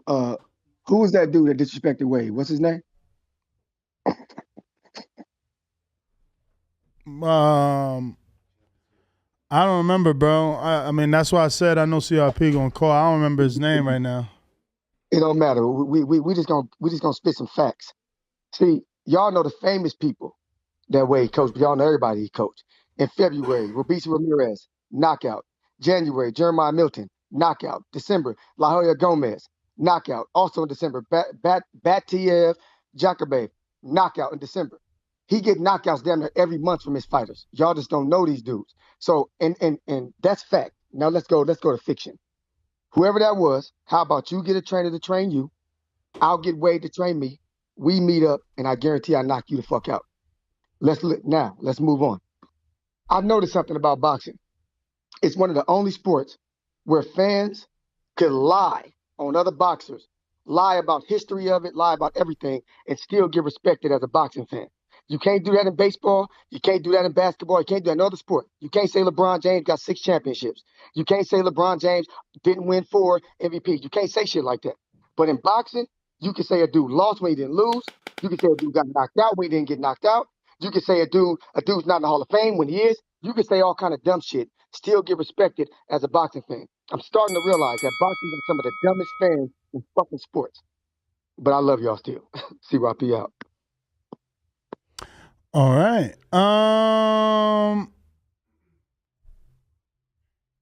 Who's next? Hello. We got TBV People's Champ. Who next? Hello, ladies. Anybody that know me know I've been a player, whether it was in Alabama, Ohio, or anywhere around the globe. TheBoxingVoice.com. I've been smashing Telly Swifts, man. I didn't have to become a millionaire to get that caliber of woman. One of the people's choices, one of the fans' favorites, a guy that can galvanize this crowd such as myself. He's too ugly to be the world champ. The world champ should be pretty like me. The AJ of trucking. Yep, Brandon in Cincinnati. SDS Promotions. Yo, Ness, what's the word, my boy? Another day, another podcast. Another dollar. Don't forget the dollar. Big money. I'm excited for the rematch, but I just hope it ain't that week, because that's my birthday, July 26th. So I'm partying July 23rd and 22nd and 24th and probably 21st. So I ain't gonna be in the house to watch that shit. So I hope they push that shit a week back or push that shit a week forward, because that's a big day in the city for me, man. Matter of fact, I'm hoping I can link up with Stainless and Majid that weekend for my birthday, now that they're in Ohio. Because shit, Ohio's starting to not only run boxing, but we run TBV as well. We mob deep in Ohio for TBV and boxing. So yeah, that's an invitation to my Ohio brothers, man. Pop out that weekend and come kick it with your boy, man. Get suited and booted and come down to Cincinnati.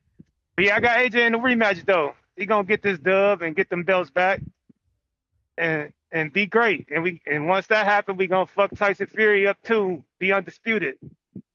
AJ at trucking, AJ at boxing. We the greatest. And I'm out, man. Y'all have a good one. All right, let me get a screen share. What do you think about this, Danny? Caption: someone told them that Katie Taylor said she had tougher opponents than Amanda. How do you feel about that, me being as though that Katie Taylor got the win over McCaskill, who I'm sure you consider tough? McCaskill's definitely a very tough fighter. Persoon is a very tough fighter. So just to get some context, and because I cannot see, whose page is that on? Most Valuable Promotions, who's already verified after 77,000 followers. Okay. I've been working all my life. I'm still not verified.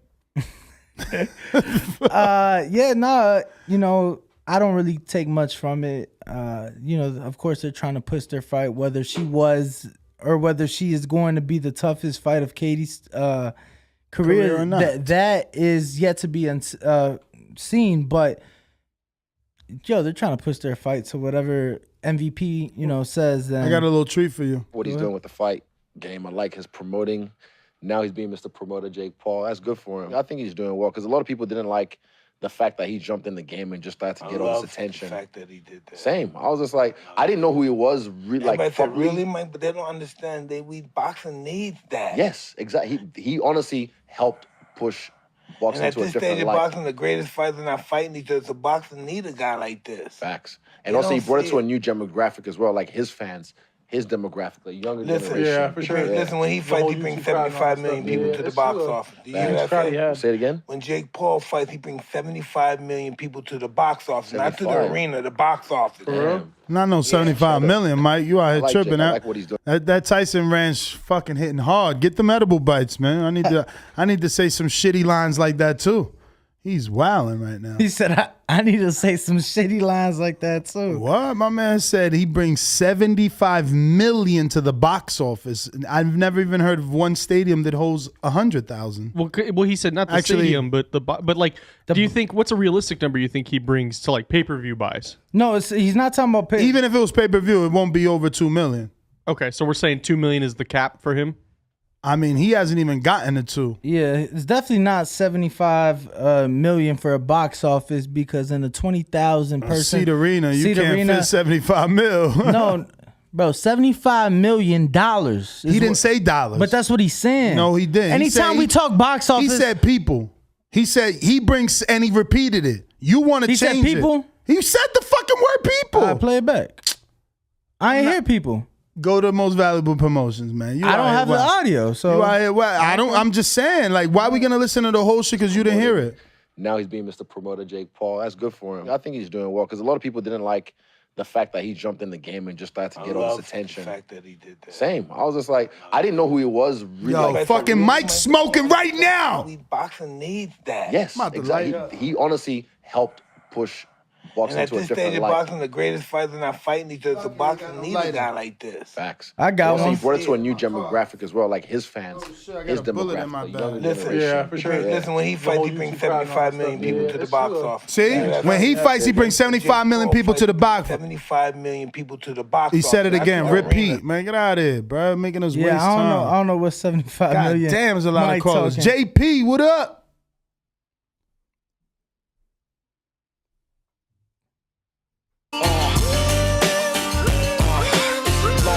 In the house.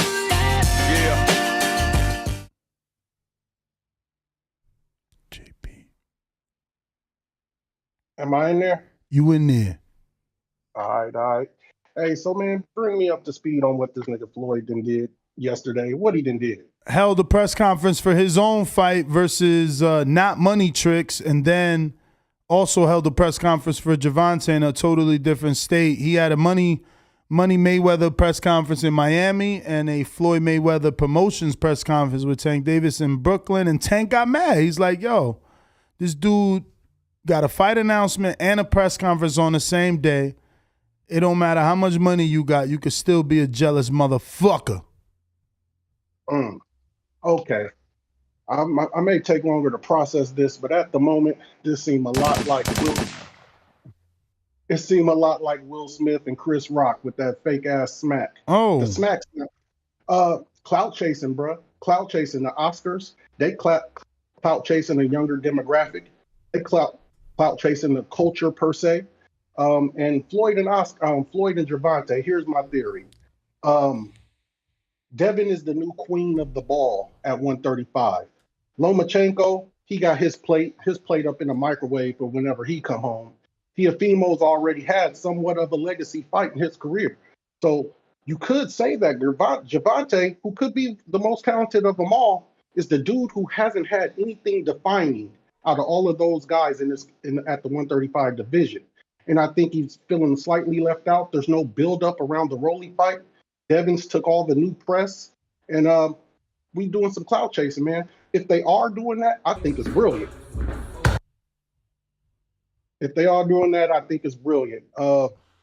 Excited for the fights this weekend. I'm not gonna wake up at 5 o'clock in the morning for Gennady, even though I'm psyched about him. You know what I mean? I want to see the 40-year-old get in there. Like I've been saying, I think he's one of the greatest middleweights that we never got to see. Just he didn't have the opportunity to compete over here. If that guy had been over here since he was 23, 25 years old, his career had been up there with Hopkins and the rest of them.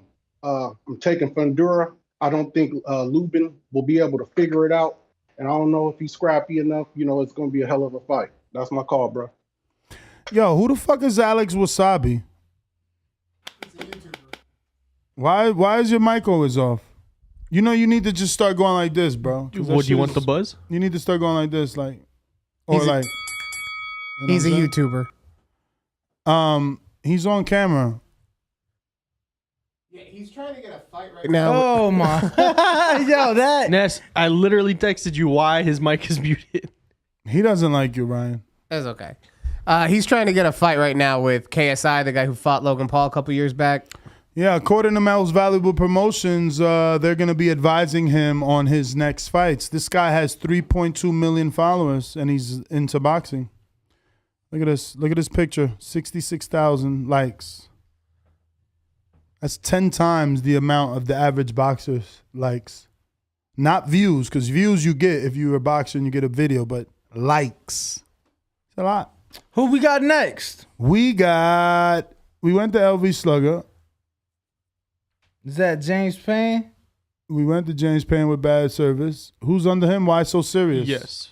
Actually, don't play his yet until I find it. I have that soundbite, even though it's not your intro and shit. While you find that, let me go ahead and read off a couple of super chats that we haven't got to. AJ's about to be a 3-time champ, says London Runs Boxing. And B-Dog says, you think it's retaliation for Tank talking shit on Instagram? Of course. Floyd is calculated.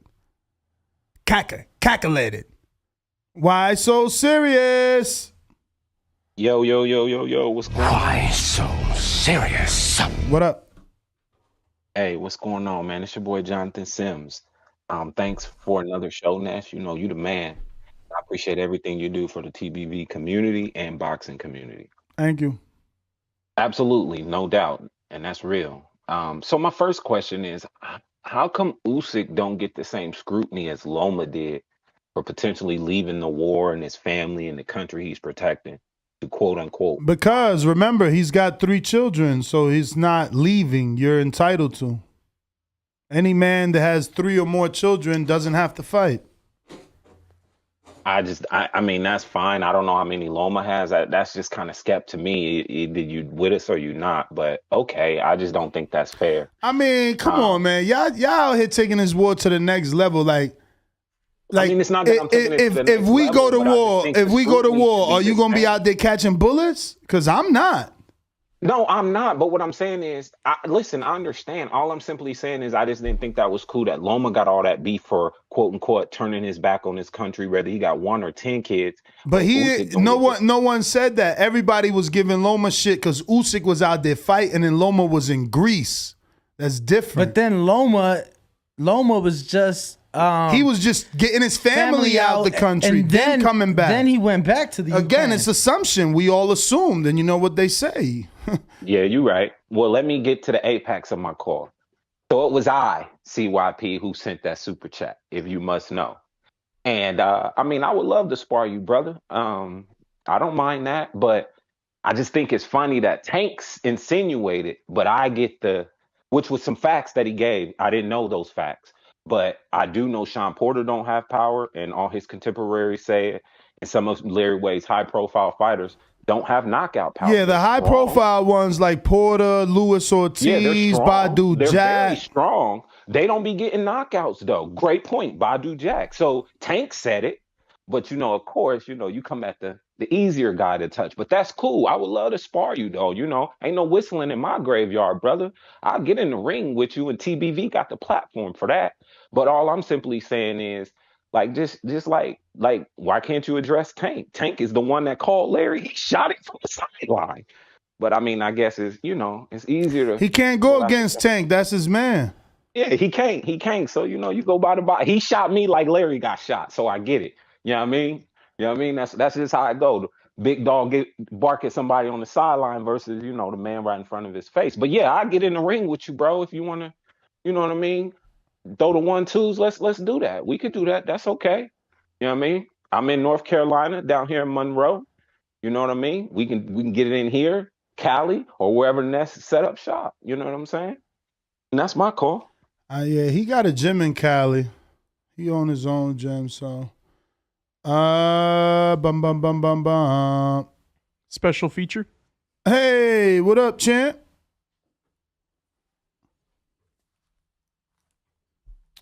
Special feature. Champ. Champ.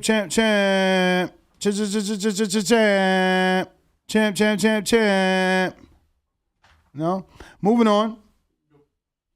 We go back to James Payne. Hello?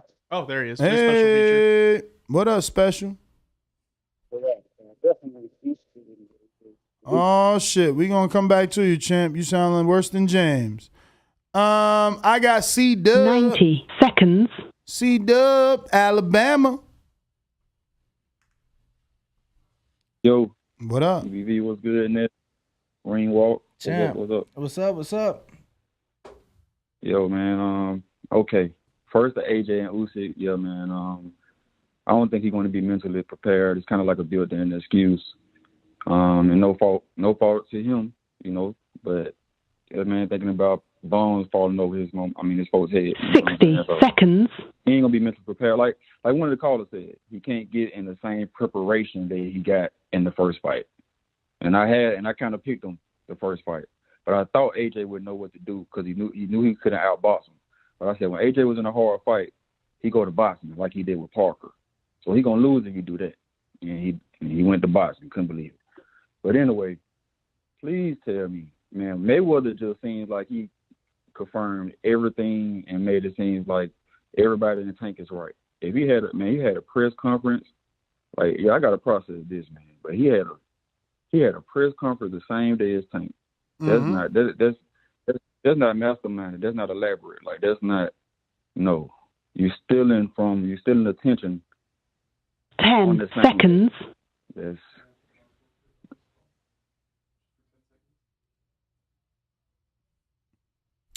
All right, special feature. C-Dub, thank you.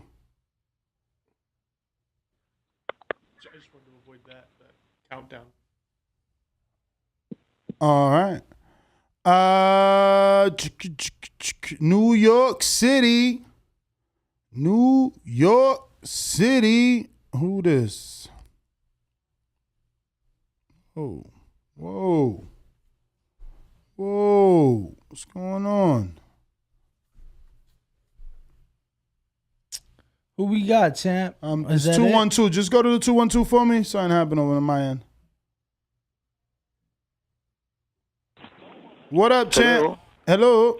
Yeah, how you doing, man? You always putting up some good journalism here, man. I like that interview you did with just now with Flores. Shout out. Man. Who this? Suleiman? Yeah, man. What up, the scholar? Yeah, man. You did a pretty good interview there, man. That interview was very entertaining, man. I wish that kid the best, man. I wish he has a chance to fight for a championship. I hope he does a new training method to build some punching power at 135. And, sit down more on the punches, maybe use a little more head movement. That was a very good interview. I hope you keep it up, man. I also saw that interview you did with Tego. It was pretty good also. So, yeah, I know you're busy. You got a lot of callers, and you guys have a great day. Thank you. All right, brother. Appreciate you. Who is next? Lids Low, Decatur, Georgia. What up? Get your ass in the ring and swing, man. Boxing motherfucker like this. BoxingWords.com. Hey, Daddy. Boxing thinking man's game. This is Dolla. Skill. Up here. You gotta be out think a motherfucker. That's why that's what BoxingWords.com. TBV, what happened, man? What up, champ? Man, everything kosher. Happy Friday to everybody. You hear me? If you're mad, get unmad. You dig? Hey, Ringwalk, what cracking, man? What up, brother? How you feeling?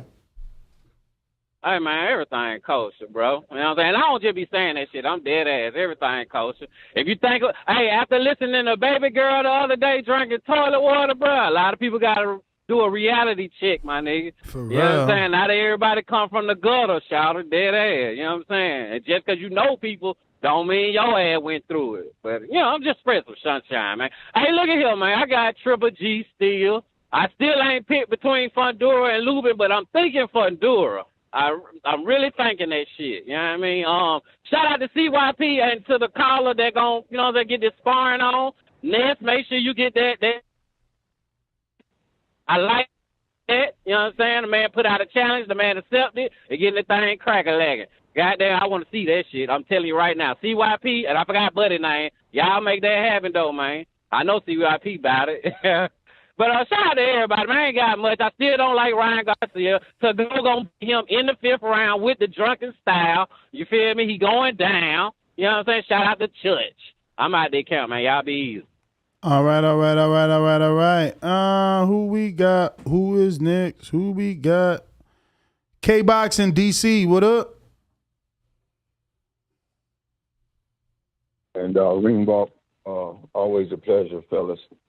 Just want to jump in real quick. I'm still rolling with, like I said, the Hammer, because they have a little history. I think Kevin Cunningham and the Hammer would not have even signed or taken this fight unless the Hammer has a shown up fight plan. Like he kept saying in the interview, he has a fight plan, and they're going to stick to it. And I think they're going to solve this tree mystery and finally, lay the groundwork to get this guy out. The other thing I wanted to say real quick, Ness, I want to try to squeeze in is the situation with Tank. Anybody who read that press conference carefully, really looked into it, you can see that, Tank is on his way out and he be talking a little trash, but Floyd is trying to play a mind game, and Floyd is also trying to send a message to Tank, which may backfire on him, that, hey, I'm still the man, and it's because of me that you've gotten to where you've gotten. And he's straggling that fine line with doing what he's done, because but I think it may backfire on him. And if you notice, Ellaby, when Tank was talking about his shout-outs notice that he didn't mention Ellaby.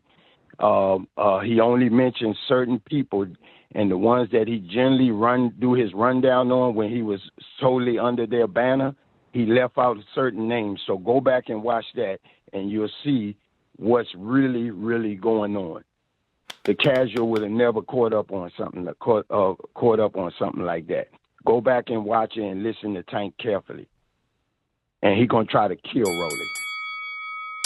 Well, all right, my friend. Thank you for calling in. We're going to go to CYP on the counterpunch.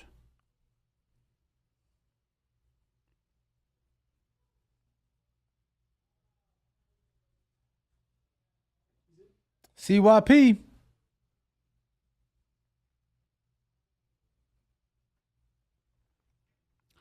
CYP. He unmuted, but we don't hear anything.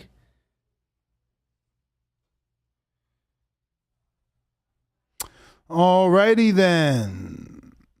That looks like everyone. Who else is on?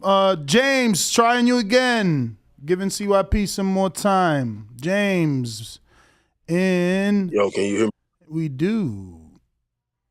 Can you hear me? We do. Yo, can you hear me? We do. Oh, okay, my bad, man. Yo, it's me checking in from the great state of Tennessee. It's your boy James P-A-Y-N-E, Mr. Lethal himself. And you know, like I know the best part of waking up, the slogan from the 80s, man, TBV in my cup, man. Shout out to the TBV alumni, made that slogan world famous. And please excuse the tone quality in my voice, man.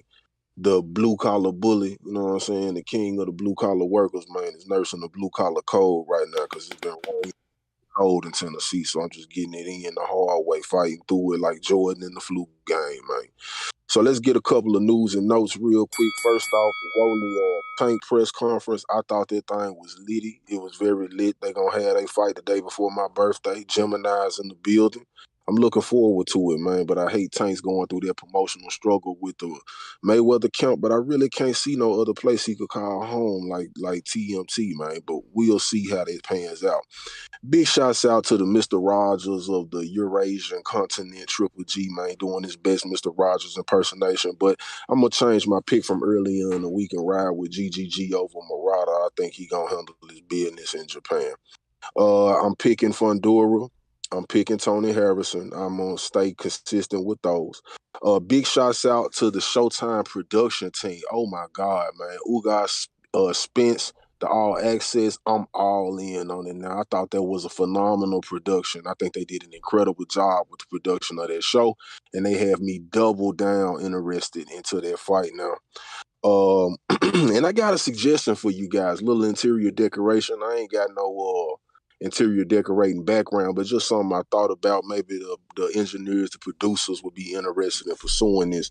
You know how we do our fight picks and everything like that. How about a crow cage? How about a TBV crow cage, like with some little fake or animatronic crows in that motherfucker? So when we doing our crow shows and guys eating crows, then, you know, we got the crow right there ready to throw on the grill. You know what I'm saying? Just a little suggestion. I'm actually with you. The issue is we haven't even had people like claim up to their crow. Like people barely picking. People are barely admitting that they picked wrong. CYP, Counterpunch, I want to try you again. Are you available? Yeah, y'all hear me? Yep. The fuck? We hear you now, All right, champ. cool.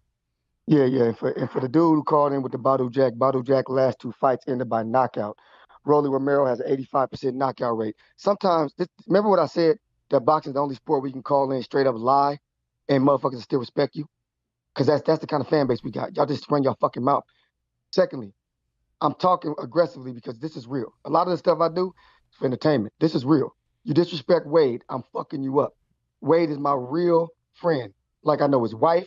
I know his kids. I'll be at his house. He know my wife. We hang out together. That's my guy. He's a mentor to so many people. That's a good dude. So if you're going to hate on him, make sure it's correct. And I won't even check you if you're correct. But if you find out some information that's wrong, just come back and apologize. If you still want to be tough, sounding like a schoolboy, when you see me, be ready to get your ass whooped. I'm not playing. Jonathan Sims, you're probably going to apologize on the back call like you always do. But I'm telling you publicly, you disrespect anybody. You disrespect Wade, I'm telling you, I'm getting in your ass. And Wade already knows it. He ain't going to save you. He know what's up with me. CYP out. Alrighty then. We have Stonebone Boxing.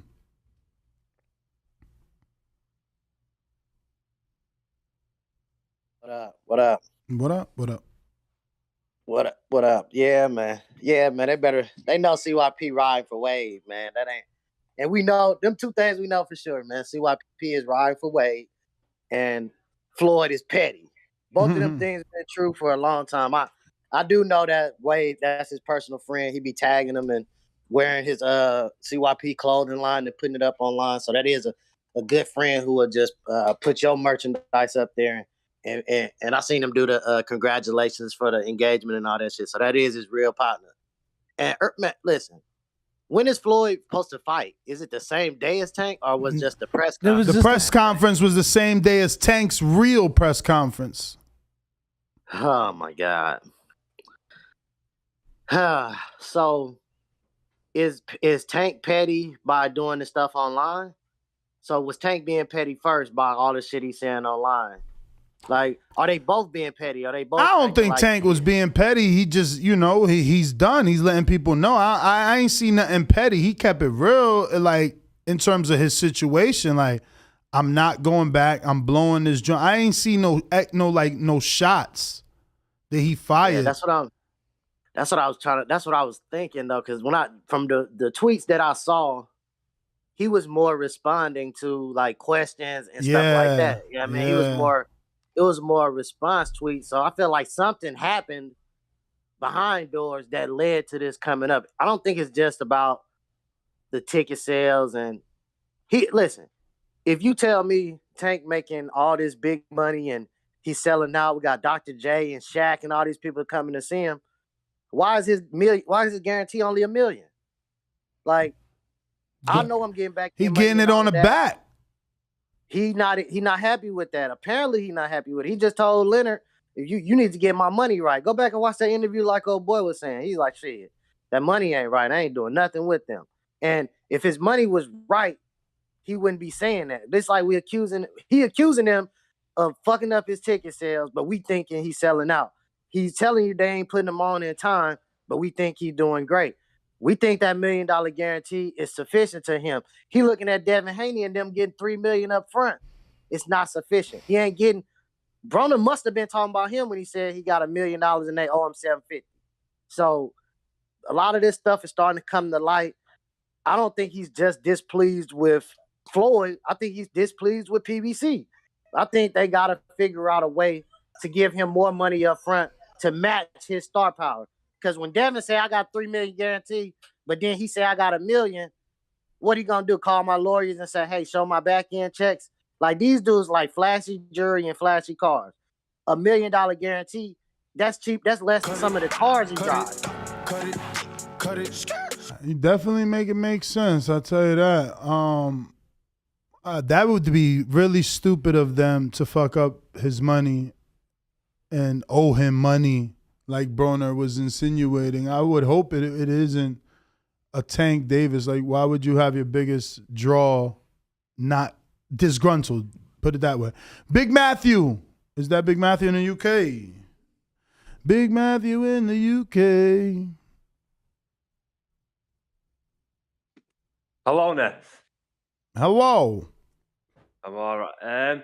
I think what we should do is, because we've got a great 8 weeks of boxing ahead of us, we should look to make some money and maybe do a little betting show or do like a pick. I got some betting advice for you this weekend, courtesy of Trap Man Boxing. He's saying pick Fujioka over Esparza straight up. Right. I've got a great parlay for the community. It gets you like nearly 4 times your money. Do you want me to share it? Sure. All you got to do is get a parlay, put Spence Jr., Conor Benn, Ryan Garcia, Fury, Shakur, and Katie Taylor or Amanda Serrano interchangeable, and you'll get almost 4 times your money.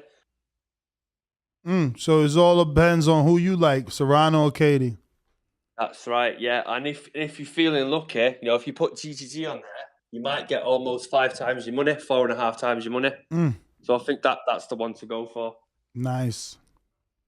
Who have you got, Usyk or AJ?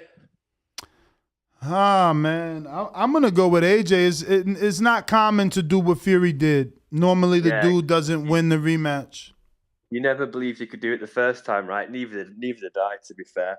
But I think if AJ goes there like last time in Saudi Arabia and goes in there for a sparring session, he's probably going to get knocked out this time. Usyk's probably mad coming back from the war. Nah, man. AJ got a different mindset. Like he said, it's war, man. We gonna take them belts. So I think he's coming in. Whether he is able to implement this new game plan or this new mentality, I think he's definitely gonna try. All AJ cares about is coin. You see what he was doing recently? He was in his hometown of Watford promoting gambling on his own community, encouraging young people to go to William Hill. So I don't think shit's changed. I think he's the same old AJ. But yeah, he's probably going to have to get stuck in. He'll either get Usyk out of there or he'll gas out or he'll shit his pants again. Well, all right. Let's see who's next. We got everybody? We got the special feature. Oh, no, that's ASOS Stainless. Mr. Stainless, what is up? That shit is so far. We need to zoom that. Struggling to see that shit. Red belt, black belt, WO and green. I'm king. Undisputed go TBE. And you can catch the news first on TBV. Voice of the people now. That respect. Scientists of the sweet. BOXING.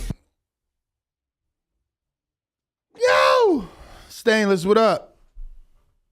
Stainless, what up? What up? We got Chris the Prodigy Matthews. I'm calling out Trevor Bryan. Calling it now.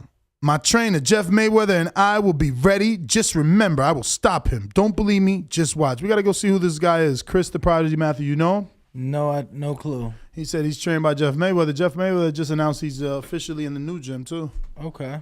Yep. All right. Yep, You yep. said, what's his name? Chris the Prodigy Matthews. Stainless. Madbet 100 on the super chat, checking in. And he says, my picks, Emmanuel Augustus, a.k.a. Emmanuel Tagago, Erickson Lubin, and Murata. Damn, he picking all underdogs except for Lubin. Lubin is the favorite. All right, Nets GTO, Instagram and Twitter. Catch me on the next one tonight. 6 p.m. Pacific Standard Time where it goes down. But don't forget, ladies and gentlemen, we're going to be doing some giveaways. We got some swag bags to give away. We got about 4 to 5 swag bags. So 4 to 5 different people get to win some official tissue TBV stuff. Let me show you what you get.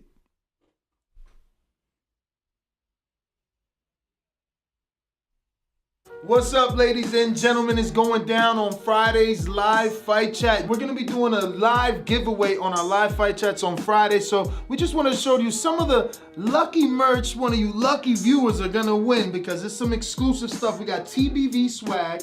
Plus, we have some very nostalgic items here sent to us directly from Top Rank. I'm talking about official Miguel Cotto shirts. And these are from the actual fight. You got Pavlik versus Bernard Hopkins. We even had programs here from Manny Pacquiao and Marquez III. I mean, this is a vintage piece for any real boxing fan. And check it out. This is actually the ring attire that Fernando Vargas' son wore to the ring. You can get to win this. Have this in your garage if you're nostalgic. I mean, we got TBV hoodies here. We got the classic.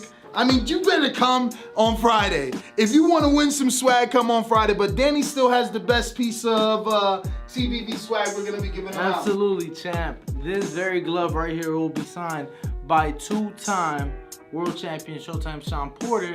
Oh, shit. Oh, that's dope. New merch. That's good quality. New merch. That's nice, bro. Appreciate you, champ. Man, no Thank thing, you very man. much. I appreciate y'all. It's been 2 hours. Man, yeah, you did. Yo, I wanted to ask you. And one lucky fan will be able to win this as well come Friday. So you guys don't want to miss it. Make sure you tune in. Tell a friend and tell a friend. It's going to be a bunch of swag to give away.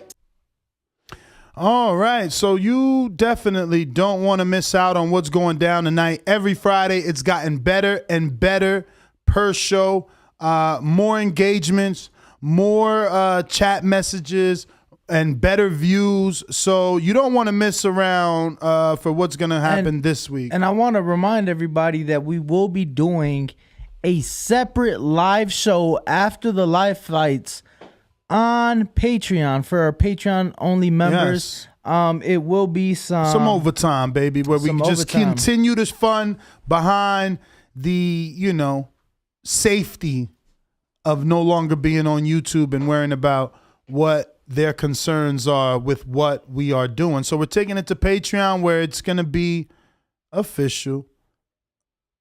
Absolutely. Definitely going to be some exclusive content, and just reminding everybody that not just will we be doing live fight chats from Mexico tonight, not just will we be doing a overtime show on Patreon tonight, but we will be doing the live Gennady Golovkin Ryota Murata fight tomorrow morning, approximately 4:30 or so Pacific in the morning, 7:30 Eastern. So make sure to tune into that as well. But Is that all, Ness? Is that all we got? Well, absolutely not. I think that it's only right we show them what we're going to be doing. Do you remember the first time you got arrested? Kidding me? Take it off! Actually, Jonathan Sims, counterpunch. My bad, Jonathan. Nah, you all good. You all good. I ain't gonna be long. So the brother mentioned about apologizing. And yes, he's correct. You know, if I'm a man and I apologize if I'm wrong or if I say something disrespectful, but I'm just trying to see, you know, what did I say that was disrespectful to Larry? I'm critiquing his work, which Tank did, right? So we're going to ignore what Tank said and go after me who repeated. So is it on site with Tank? Because Tank essentially said what I said. So was that disrespectful? Anyways, I think Larry's a great guy. I do think he's slightly overrated when it comes to a trainer. And Tank, you know, kind of just exposed that. One thing he mentioned was about Badu Jack. His last two guys that he knocked out, mind you, was Samuel Cross, who's 35, and Darvin Corlina, who's like 34. Those were Badu Jack's last two knockouts. So again, when it comes to high profile to middle tier fighters, Larry Wade's fighters don't get KOs. They're strong, but they don't have KO power. So I'm trying to keep it into boxing. You know, I'm not trying to take it to streets or anything like that. But again, I will accept your challenge for a fight. But don't crosshair that as me being disrespectful because that's your friend. Like everybody can be critiqued, especially if you're doing something that's open to the public and it warrants it. I mean, he's just not as great as you think he is. And that's just the facts. Sorry. All right. Well, I do want to leave you guys with this final promo on what some of our past shows have looked like on Friday nights, 6 p.m. Pacific Standard Time. Join us where it goes down right here at Sticky Paws Studio. We're looking to play this, but not right now because CYP wants to talk. Counterpunch. Punching that counter. Yo. Let's look at it like this. Calling a man overrated who does something for a living is disrespectful. Okay? First off, you said his fighters. Then I'll prove to you, no, it's just the fighters that y'all know. Then you come back and say, okay, but Badu Jack is a top tier. Which one is it? Is it his fighters or is it the ones you know? Because something about boxing, some of y'all don't know. When you get a high-profile boxer, right, your job is not to make him a knockout artist. Your job is to make him better than whatever he came to you with. Now, the lower-tier boxers that Wade worked with are the ones that he has more influence on their style because they're younger, they're developing. Those guys seem to get knockouts all the time. How the fuck anybody gonna make Paulie Malignaggi a knockout artist because they got him when he was 30? That ain't happening. Nobody was gonna make Sean Porter no knockout artist. Wade ain't been with Sean Porter since he was 20 years old. Like, you know, he wasn't with Caleb Plant when Caleb Plant just started. Like, y'all don't know nothing about the man. You don't know nothing about boxing. And then secondly, what the fuck does Tank, who's supposed to hype the fight, who's going against Rolly, have to do with me? Tank got an opponent. Rolly's supposed to get Wade's back. You ain't got an opponent. So I'm going to break yours. CYPM. All right, so now we're going to play this promo to show you what goes down at 6 p.m. Pacific Standard Time, and hopefully you can join us for some of those live festivities. It's going to be greater than ever. I guarantee you that. We got a really big prop coming in, like huge. It don't fit in the studio, even though they gave me a little bit of space to use my hands. You know, I got to be like, this is huge. Yo, check this out. Do you remember the first time you got arrested? Kidding me? Take it off! Yes, yo, Kean! Counted the money, okay. Might buy a crib with a view in LA. Niggas keep plotting, they want me to break down. Nah.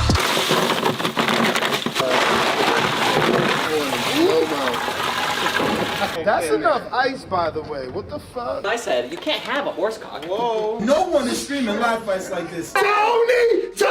What the fuck did I walk into? Yo, he's not getting up, champ. He's not getting up, now. Yeah, we gotta get in there. It's 5 minutes from now anyway.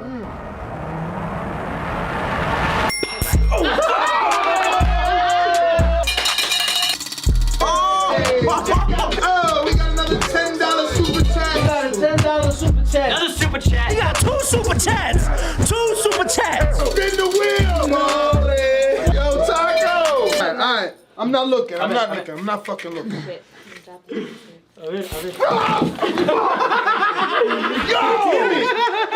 I thought you was my friend. Johnny Rice. Johnny with the sapphire. Yo, Travis is gonna kill him. Look at Travis' face. Look at Travis' face. Yo. Somebody show Travis' face. Oh boy. We got another super chat. Yo, you guys Gotta keep on moving. It's going down with this motherfucker. Favorite choosing after Starbucks. Can you give us 1 second? Grande white chocolate mocha. Shout out to fucking Taco. Taco did lose tonight, however, so I got some more ice. Some cold ice for his ass.